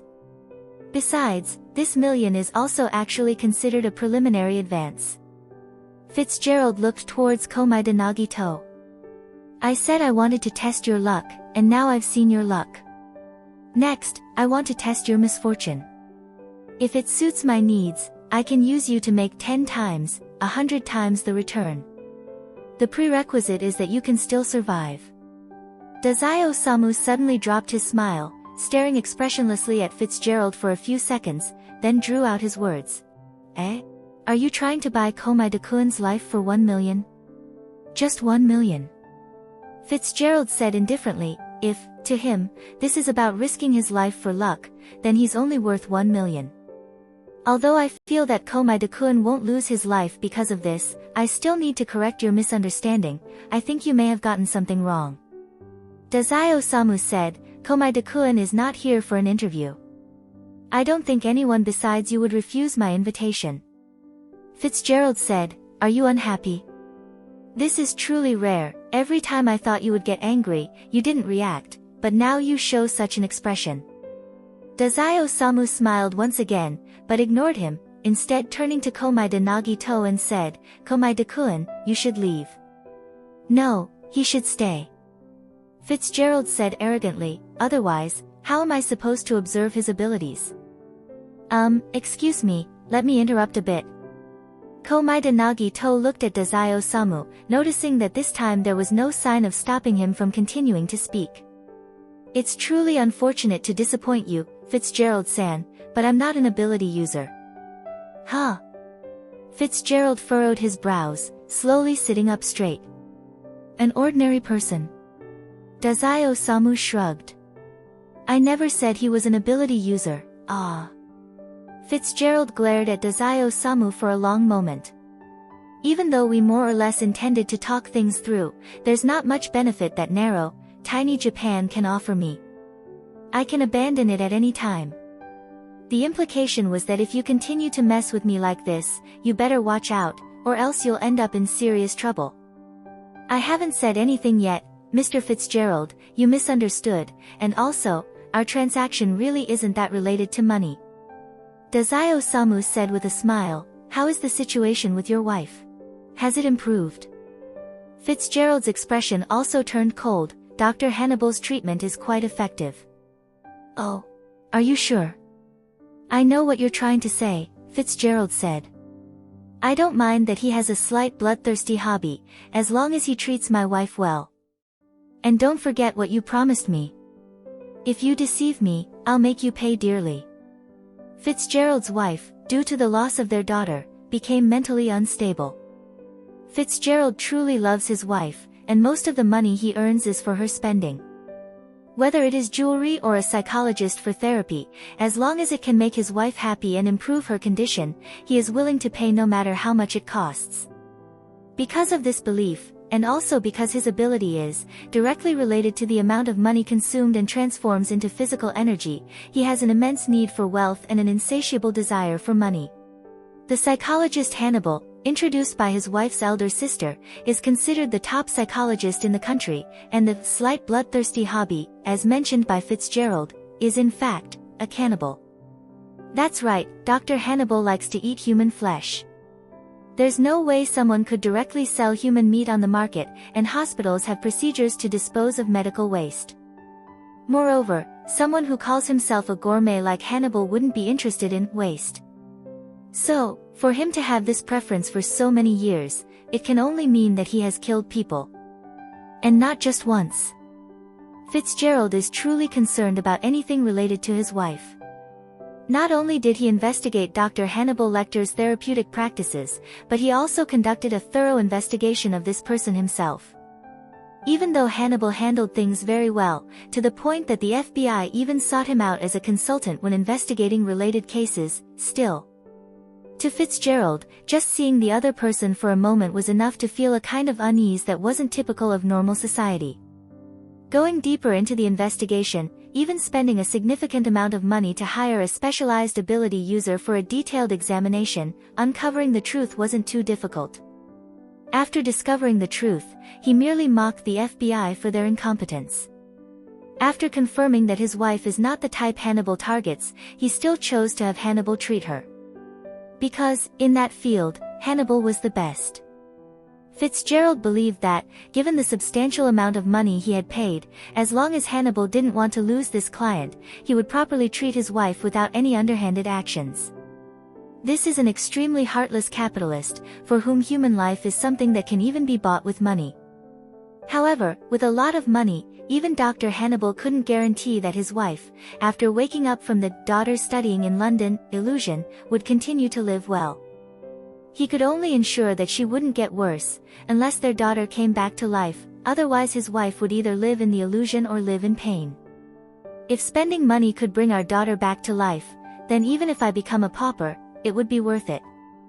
Fitzgerald had sworn like that countless times, and he had also offered high rewards in various fields to acquire the power of resurrection or related information. However, it seemed as if the gods wouldn't allow humanity to dabble in the realm of resurrection. No matter how much he offered, he never got a satisfactory answer. And the reason why he, who clearly despised the Tei Corporation and Japan, was willing to sit down and talk to Dazai Osamu was because Dazai Osamu claimed he could provide him with useful information. Reflecting on it, Japan really is such a remote little place that indeed didn't receive much of his energy. It's the same for others, perhaps there really is some useful intel. Fitzgerald then agreed to Dazai Osamu's proposal for some cooperation agreements with Tei Corporation, and some secret collaborations with the Port Mafia, as well as if the intel proves useful, he would also owe Dazai Osamu a favor. This is really quite normal. Mori Ogai wouldn't casually agree to lend Dazai Osamu just to help others discuss business. Of course, the Port Mafia must benefit from it as well. Guild, this is an organization of ability users, well known around the world. Having an opportunity to establish a connection with them, especially through a regular business negotiation with the Tei Corporation, would not attract government attention, something Mori Ogai wouldn't pass up. Whether it's the Tei Corporation or the Port Mafia, Fitzgerald looks down on both. The only reason he could sit at the same table as Dazai Osamu is that Dazai Osamu hasn't shared any intel with him yet. But in the end, such intel isn't something you can budget for, and its authenticity is uncertain, so the attraction isn't particularly strong for him. If Dazai Osamu go overboard, he will terminate all agreements. Dazai Osamu naturally understood Fitzgerald's point. He smiled while holding the check that belonged to Komaeda Nagito. Don't worry, the intel will absolutely be useful to you. Saying that, he tore the check into small pieces, loosened his hand, and the white fragments of paper were carried away by the wind, probably not getting too far before they disappeared into the sea. After doing this in front of the original owner of the check, Dazai Osamu patted Komaeda Nagito's shoulder. If you don't carry it out, I suppose it can't be called lucky. Let's go, where are you staying these 2 days? Fitzgerald wasn't angry either. If Dazai Osamu dared to act like that, it showed that he truly believed in that intel. Fitzgerald, on the contrary, was even more eager to have the agreement verified quickly. Remember to come back when signing the contract. Dazai Osamu didn't turn his head but waved his hand. Got it, got it. I'm taking a vacation these days, you guys discuss the contract details yourselves. Don't bother me. Kudo Shinichi, who had been watching the whole scene, finally asked when Fitzgerald had someone use a larger yacht to take them back. Do you have any evidence to prove the existence of abilities? Kudo-kun. Dazai Osamu, sitting on the yacht nearby in an unsafe position that could fall at any time, looked at Komaeda Nagito and the others being pulled by this yacht towards the rented small yacht. He spoke nonchalantly. This kind of question shouldn't be casually asked to others, you know. it could get you killed. Kudo Shinichi pouted. Originally, he thought he could overhear more information from their conversation, but there was barely anything related to abilities. If Senpai had an ability, he actually felt that his miraculous luck resembled one, but Senpai wasn't an ability user. Kudo-kun is really quick to catch on, ah. Komaeda Nagito praised, I thought you would be shocked for a while, considering you usually seem particularly insistent on materialism. No matter what I initially think, accepting reality is the foundation of being a detective. Kudo Shinichi sighed, that said, even so, I still keep a skeptical attitude unless I see it with my own eyes. I just can't find a reason why a millionaire would do something like this for fun without any apparent purpose, and he seems serious. Why is he able to say it so casually, anyway? If this were really a common thing, why haven't I heard of it in all my years of life? Kudo Shinichi, who had always maintained his calm, finally showed a slightly broken expression. Komaeda Nagito consoled him, it's true that there are very few abilities users. It's normal that you haven't seen them before. Most of the cases are done by ordinary people, so not knowing about abilities doesn't affect you being a detective. Kudo Shinichi, slightly at a loss for words, Senpai, what you focus on is really strange.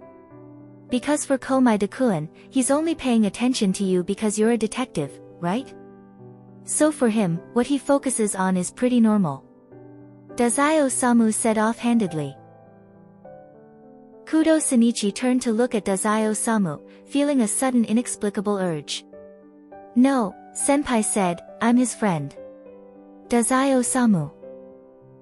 Komaeda Nagito awkwardly nodded, I did say that. Dazai-osamu. This situation was indeed a little beyond Dazai-osamu's expectations. He gave Komaeda Nagito a subtle look, but even until they reached their destination, he did not ask the "what am I?" question. He felt that the answer wouldn't be too delightful, and there was no way he would lose face in front of this brat Kudo Shinichi over something like this. Since it was lunchtime, Kudo Yukiko and Mori Rang had already returned to the hotel. Kudo Shinichi watched Dazai-osamu, who was smiling while talking with Komaeda-senpai, and could only resentfully send a message to his dad, asking how to get rid of this guy in such a situation. Kudo Yusaku actually replies and tell him bring them over for a meal. Therefore, Kudo Shinichi could only bring Dazai-osamu along to the planned dinner. Kudo Yukiko warmly welcomed Dazai-osamu, and it was evident that Kudo Yusaku hadn't told anyone else about Dazai-osamu's identity. This great author originally intended to keep things harmonious and observe the situation, but didn't expect.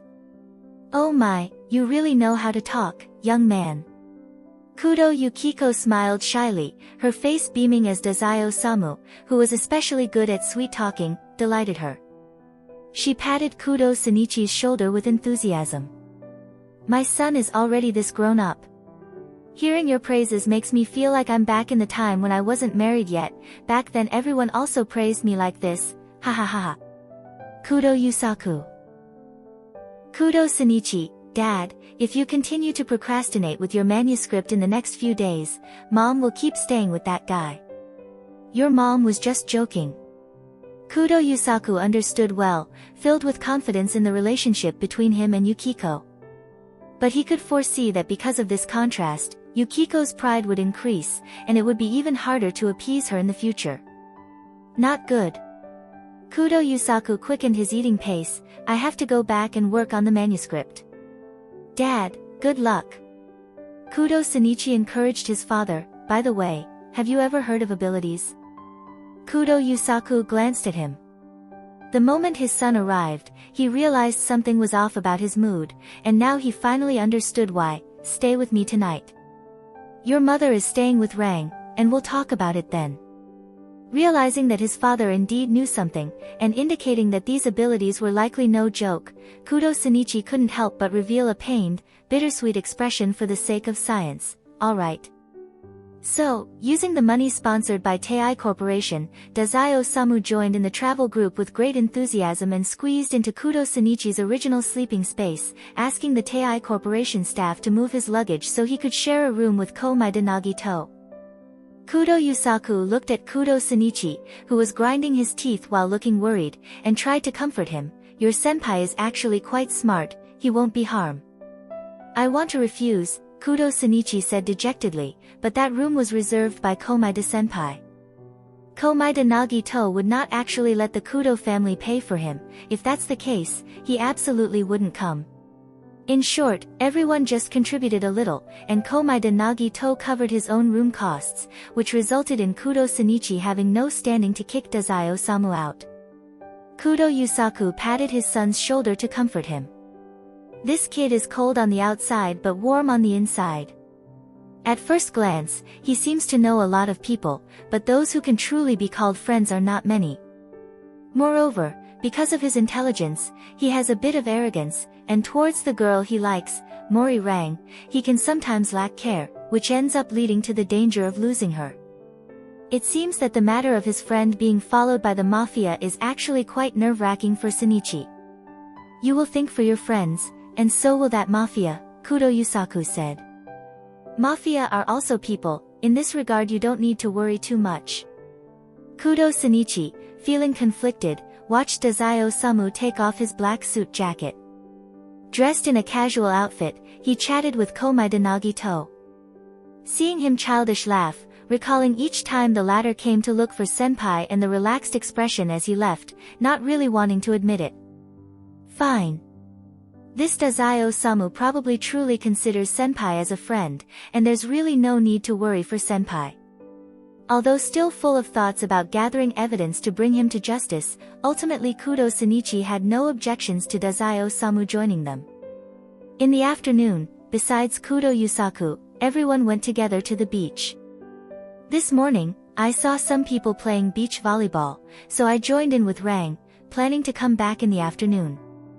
On the way, Kudo Yukiko introduced them. Everyone on our side is a girl, so Shin-chan, if you want to play too, you can join the boys over there. They came together, and there's a particularly reliable beach volleyball coach with them. Kudo Shinichi asked casually, adults? Ah, the boys over there are mostly middle school students, and most of them are Japanese, but there's also a very handsome Italian guy. Dazai-osamu and Komaeda Nagito were talking in the back. Coming all the way here for a vacation.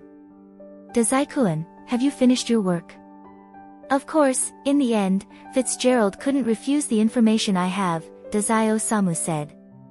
Even though if Boss Mori knew I said anything, he would certainly get angry.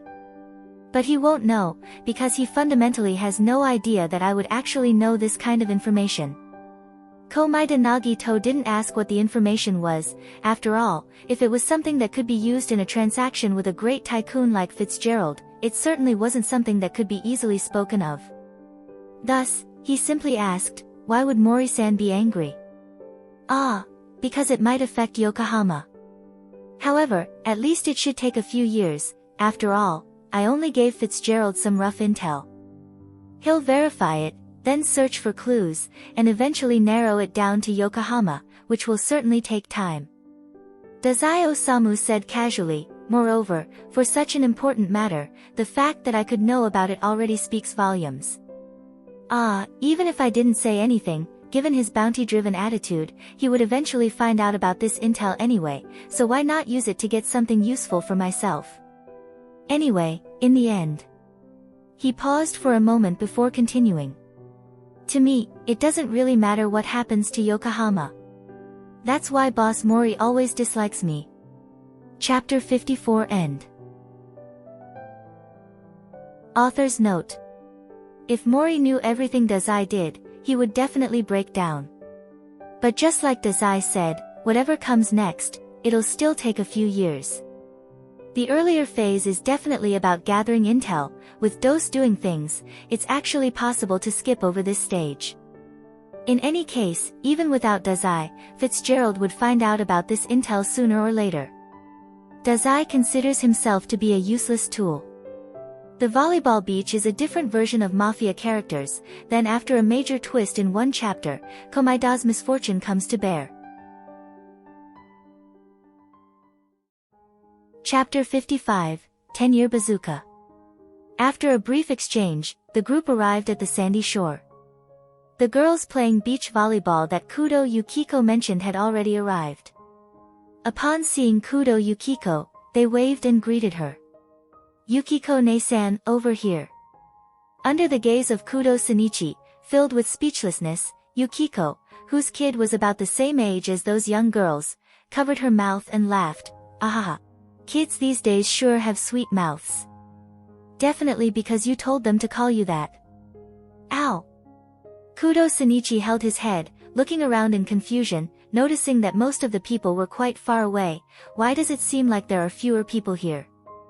The shy young girl replied, "Because we want to train in the afternoon, so we reserved the place." "Hawaii Beach can also be reserved," Kudo Shinichi commented. Komaeda Nagito pondered and said, "Having money makes it possible." "You have a point." After Kudo Shinichi shut his mouth, Kudo Yukiko introduced the two sides. "Ah, Kyoko-chan, this is the son I mentioned before, my useless son, Kudo Shinichi. These two are his friends, Komaeda Nagito and Dazai Osamu." Then she introduced the others, Sasagawa Kyoko, Miura Haru, Bianchi, Chrome, and Little Ipin. "Wait a minute!" Kudo Shinichi exclaimed, "When you guys were playing volleyball in the morning, was this little girl also joining in?" "You are asking about Ipin? Don't underestimate her, she knows Chinese Kung Fu. Beating up 10 of you wouldn't be a problem." Kudo Shinichi, speechless, a Japanese, an Italian, and even a Chinese. "And your ages don't match. How did you all meet? Ah. And that girl with the strange hairstyle called Chrome. It's a group activity, ah." A childish voice suddenly appeared, and Kudo Shinichi looked around but couldn't find the person speaking. "Down here." Everyone's gaze lowered, and finally they saw a baby? Kudo Shinichi was shocked. "You speak so fluently. Truly amazing. Are you a genius?" Komaeda Nagito's eyes sparkled like stars, as he squatted down, wanting to hold the baby's hand, only to have the barrel of a water gun aimed at him by the other party. "I am Reborn," Reborn said. "Please do not touch me so casually." Kudo Yukiko bent down and picked Reborn up, happily introducing him to everyone. "This is the amazing beach volleyball coach Reborn-san I mentioned earlier." Kudo Shinichi looked at Reborn, who was now in his mother's arms, with disbelief. Didn't he say not to touch him casually? Is it okay just because she's a woman? And why is a baby teaching volleyball? Doesn't anyone find this strange? Because he is a gentleman, he wouldn't casually reject a woman. He would probably say something like that. A tired voice sounded from behind Kudo Shinichi. "Is that your mom?" "Sorry, Reborn has caused you more trouble. I'm Sawada Tsuneyoshi." Kudo Shinichi turned around, and without even greeting him, was immediately stunned. "What happened to your eyes?" With a swollen blue bruise around one eye, the young man calling himself Sawada Tsuneyoshi bitterly replied, "Got hit by a volleyball. That's way too dangerous." Although initially a bit introverted, when Sawada Tsuneyoshi saw someone of the same age from his own country while abroad, his initial favorable impression of Kudo Shinichi was quite high. After being concerned about, he scratched his face in embarrassment. "Actually, it's alright. You just need to get used to it." Kudo Shinichi. Dazai Osamu suddenly approached. "Are you Reborn-san's student? You look like you've had a rough time." Sawada Tsuneyoshi's face visibly turned pale, and he instinctively took a step back. Huh? Do you know me?" Dazai Osamu smiled as he took another step closer. Sawada Tsuneyoshi shook his head. "Not familiar." As one who is extremely clear that Dazai Osamu was involved in a very dangerous profession, Kudo Shinichi warily pulled Sawada Tsuneyoshi behind him, receiving a grateful glance from Sawada Tsuneyoshi. "Kudo-kun really have special treatment, doesn't he?" Dazai Osamu sighed. "I know why you're wary of me, but you only just met him. How do you know that the person you're protecting is different from me?" "Of course I know." "No, you don't. Don't bully my student too much." Port Mafia's youngest executive, Dazai Osamu. Reborn, who had somehow appeared on Sawada Tsuneyoshi's shoulder, said. Kudo Shinichi, who had wholeheartedly devoted himself to being a detective, immediately realized something. He cast a questioning glance at Sawada Tsunayoshi, who only gave a bitter smile in return. Not far away, unaware of what had happened here, Kudo Yukiko called out, "You boys should get along well, don't start fighting, okay?" Why did she have to emphasize not to fight? Kudo Shinichi broke out in a cold sweat, feeling a bad premonition. Komaeda Nagito, who had been silently observing his surroundings, finally spoke. "It's probably because of the scene they saw in the morning. Look over there." Kudo Shinichi glanced at the direction pointed by Komaeda Nagito and saw a group of his peers covered in injuries, seemingly engaged in a very intense activity. Is this volleyball? Although it looks like they're just scratched up, normal people wouldn't get that injured just playing beach volleyball, would they? Just as countless speculations arose in Kudo Shinichi's mind, Dazai Osamu smiled and greeted Reborn. "I've long admired your reputation, the world's #1 hitman, Reborn-san." Kudo Shinichi's neck creaked as he slowly turned his head, looking at the baby-like Reborn, "The world's #1 hitman?" Then he looked towards Sawada Tsunayoshi. "So you are." "He is the greatest mafia in Italy, the Vongala family's 10th boss." Dazai Osamu laughed. "Compared to me, who only became an executive at 17, becoming the Vongala family's decimo at 14, Sawada-kun is the real legend, isn't he?" Kudo Shinichi. Humph. Reborn adjusted the brim of his fedora, not denying it. "Is it really okay to say it like that, Dazai Osamu?" "It's fine, Kudo-kun has a very strong mental capacity."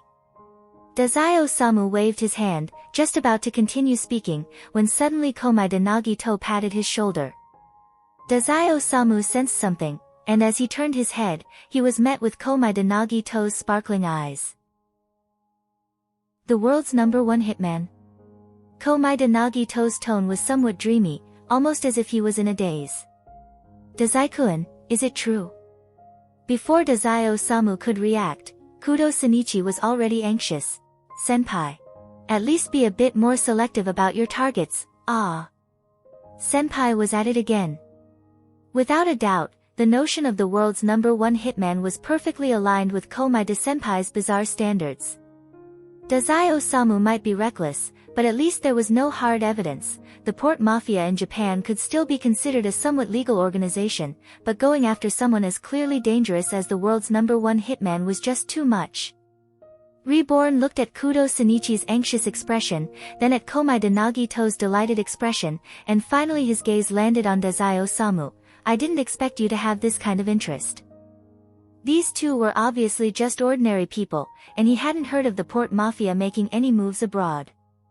There were no port mafia members around either, yet here was Dazai Osamu, whose name alone would make countless organizations in Yokohama as silent as cicadas in winter, simply appearing like a tourist together with ordinary people. In the morning, when the girl was playing together with Kudo Yukiko and the others, Reborn didn't feel that there was anything particularly strange. Kudo Yukiko is quite famous. Back when he was learning Japanese, he had watched Yukiko's performances and recognized her at a glance. As for Yukiko's family, Reborn felt there was no problem. She said she would bring her son and his friend in the afternoon, and Reborn was quite calm about it. The result was that Reborn ended up seeing Dazai Osamu. If Vongala Decimo, Sawada Tsunayoshi, grew up in Japan since childhood, Reborn would naturally pay a little attention to Japan's organizations. The port mafia was on the key observation list, especially considering the large-scale Dragon's Head conflict from last year. The port mafia and the double black duo gained fame in one stroke, and they were all so young. If, in the future, Sawada Tsunayoshi does not intend to give up on Japan, he would likely have to interact with this generation of people. Reborn naturally paid more attention to them. Especially compared to the pure martial force type Nakahara Chuya, Dazai Osamu actually made Reborn more cautious.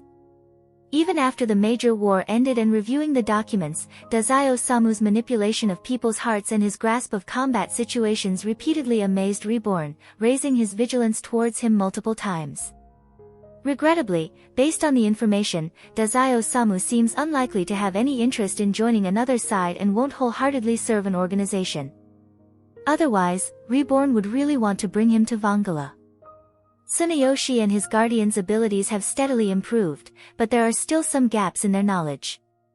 If they could have Dazai Osamu, and if Dazai Osamu were willing to take things seriously, then the Decimos families would be truly complete. Unfortunately, after much consideration, Reborn ultimately gave up trying to recruit him. He never thought he would first meet Dazai Osamu on the sandy beaches of Hawaii. The strangest thing was that the image of Dazai Osamu he had gathered from the files didn't quite match the person standing before him at the moment. At the very least, Reborn had never imagined that Dazai Osamu would go on a trip together with ordinary people. And even have friends who were ordinary people. A person who attempted suicide every day is the hardest to understand. Those who find joy in everyday life, such individuals also won't usually be interested in people living ordinary lives. What exactly attracts Dazai Osamu? Reborn's first reaction was this boy, Kudo Shinichi. After all, Reborn could only make a conjecture based on data.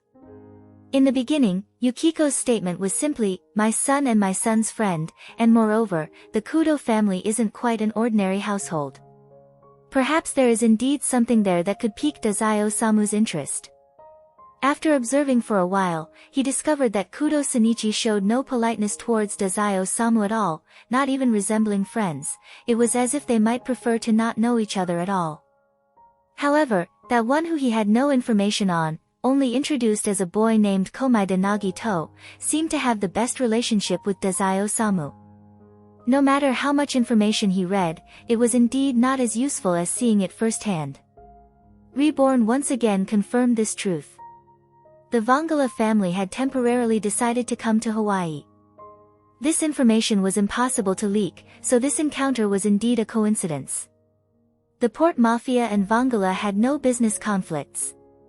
Reborn's attitude was calm, but he asked with a bit of mischief. "Want to join us for some beach volleyball?" He said this just as the Vangala members were getting into their warm-ups. Someone shouted, "Extreme," as they served the ball. No one on the other side managed to hit it, and the ball crashed into the sand, leaving a hole. Kudo Shinichi. "Mom wants me to play ball with these people. Is our family short on money, needing to scam insurance funds? This is going to get me killed." Komaeda Nagito's attention was instantly caught. Amazing.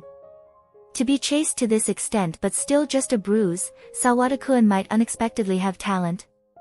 Probably due to his poor Japanese, Gokudera Hayato came over to ask Sawada if he still wanted to play beach volleyball, not catching the subtlety in Komaeda Nagito's tone, and responded earnestly, "You really have an eye for things. The 10th is the strongest." The 10th? Komaeda Nagito was really surprised, not expecting that someone who seemed as weak as Sawada Tsunayoshi would turn out to be the leader of those who played as if they all had special effects. Sawada Tsunayoshi seemed embarrassed by the praise, as if he had been complimented for something that didn't quite fit. "That's not true. I'm definitely not as good as Aniki. Even if I try, I'm still not as good. Besides, this wound has already been treated. Not to mention Dr. Shamal came to help, just the attribute of the flame alone could stimulate cellular vitality, speeding up wound healing." But Reborn said that such minor injuries didn't need to be completely treated, a bit of pain would help build memory. 10th, don't belittle yourselves. The 10th just weren't being serious, that's why there were accidents. Gokudera Hayato said heatedly, 10th, hurry and give Lambo a lesson. That kid was too arrogant just now. Komaeda Nagito seemed to confirm something, and his attitude towards Sawada Tsunayoshi shifted, becoming enthusiastic. "I also want to see what Sawada-kun looks like when he's serious. Please, let me see it.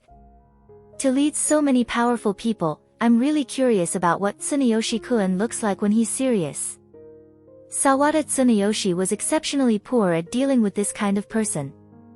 Even with Gokudera Hayato, he was merely barely accustomed to it, and facing the unfamiliar Komaeda Nagito made him even more awkward. Especially since standing beside him was the smiling Dazai Osamu. The Sawada family had an inherited hyper-intuition, which simply put, was a very strong intuition. As soon as Dazai Osamu appeared in front of him, Sawada Tsunayoshi wanted to run away. Just as he had gotten somewhat used to it and was feeling much better, now Sawada Tsunayoshi wanted to run away even more. He didn't even dare look at Dazai Osamu. "Don't bully my disciple too much," Reborn said calmly. I clearly haven't done anything," Dazai Osamu said with an innocent look.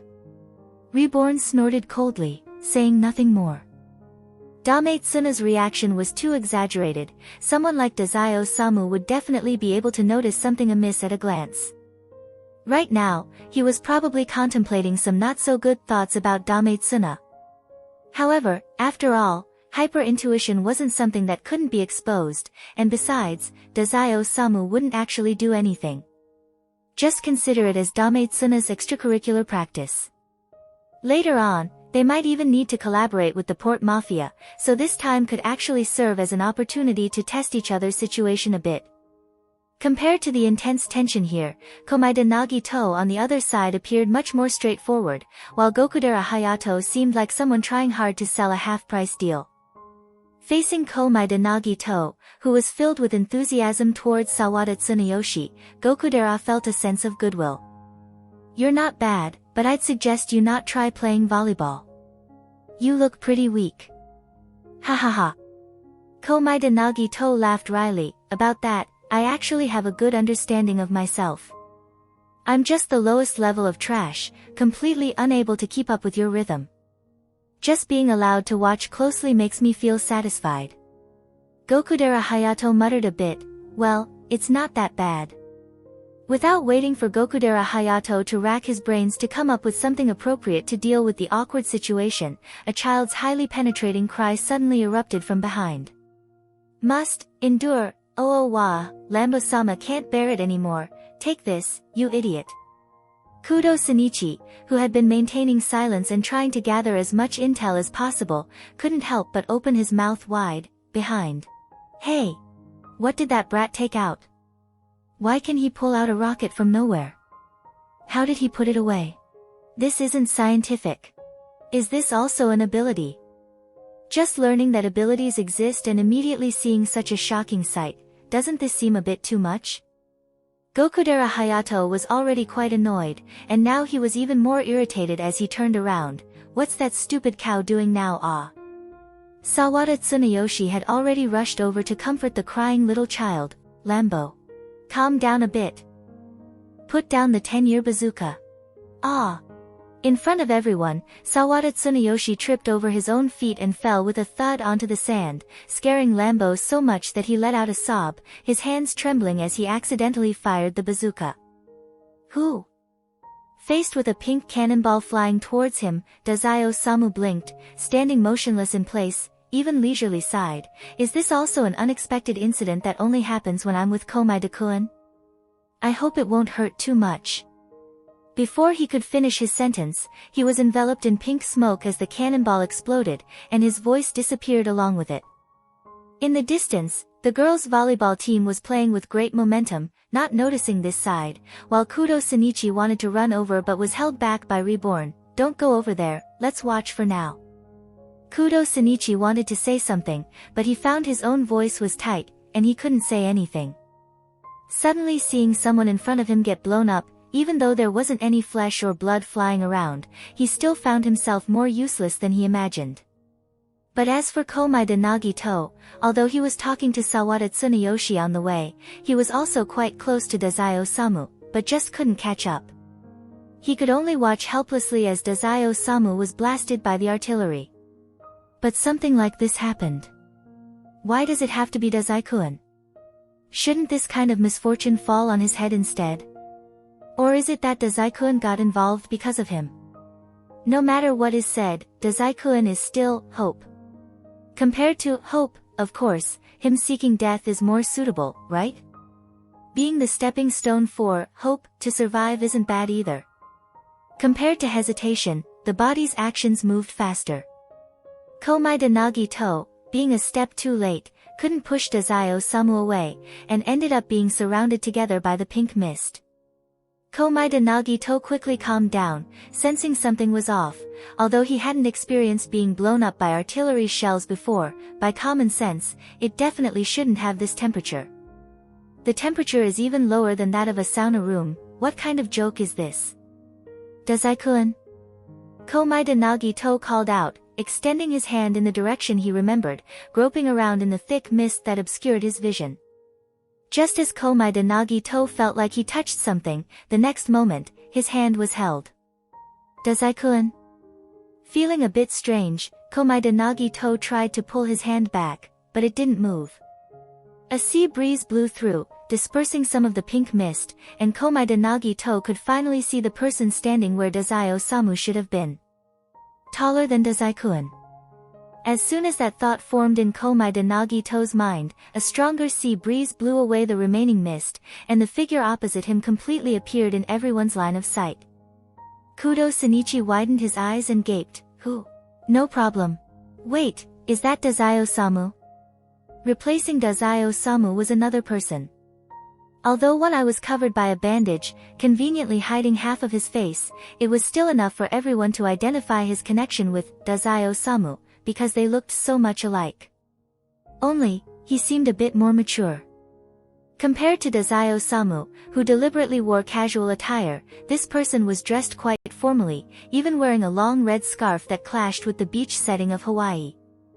He had a kind of cold aura surrounding him, impossible to ignore the signs of melancholy, making him look both dangerous and devoid of vitality, as if he could die at any moment. Vangula. His gaze lightly swept around, then settled once more on Komaeda Nagito. The depth of emotion swirling in those eyes was indescribable, and that intense focus made Sawada Tsuneyoshi's hair stand on end. 10-year bazooka, ha. The young man, appearing several years older, looked at Komaeda Nagito with eyes as though witnessing a bizarre yet beautiful scene from a dream, as if his gaze alone could touch something so fragile that it would shatter with the slightest touch. He clenched tightly the hand he had caught, his pale face showing a faint smile, gentle yet pure, with a kind of unclear, illusory feeling. "So, you are Komaeda-kun?" Komaeda Nagito smiled awkwardly. "Yes, that's me. You are Dazai-kun, right?" What is he talking about? On the other side, Kudo Shinichi asked anxiously, "What's this 10-year bazooka?" Well, since it had already been seen, Reborn didn't intend to hide it from Kudo Shinichi, whose observation skills were obviously higher than the average person. Simply put, anyone hit by the 10-year bazooka will switch places with themselves 10 years in the future, and after about 5 minutes, they'll switch back. Although he was highly suspicious of the level of technology or any related abilities, in the end, Kudo Shinichi could only confirm with a face full of doubt, "Are you sure it's 10 years? Even if it's quite difficult to judge someone's age in Asia, he didn't think 27 years old would look like this. Well, occasionally, there will be some unexpected situations. Falling short of 10 years isn't that unusual." Reborn calmly adjusted the brim of his fedora. "Let's wait for 5 minutes and see first." There was one thing Reborn did not mention. Although it was generally announced that the 10-year bazooka would switch oneself with the version of oneself from 10 years later, in actual operation, someone put forward a theory, and that is, when switched, it is not necessarily with this world's self, but perhaps with a parallel world version of oneself. Reborn recalled the earlier sentence, "You are Komaeda-kun," and looked again at the clearly problematic mental state of Dazai-Osamu, remaining silent. Wait for 5 minutes first. The time point of the exchange with the world already had issues. Hopefully, there won't be any other issues. Chapter 55 End.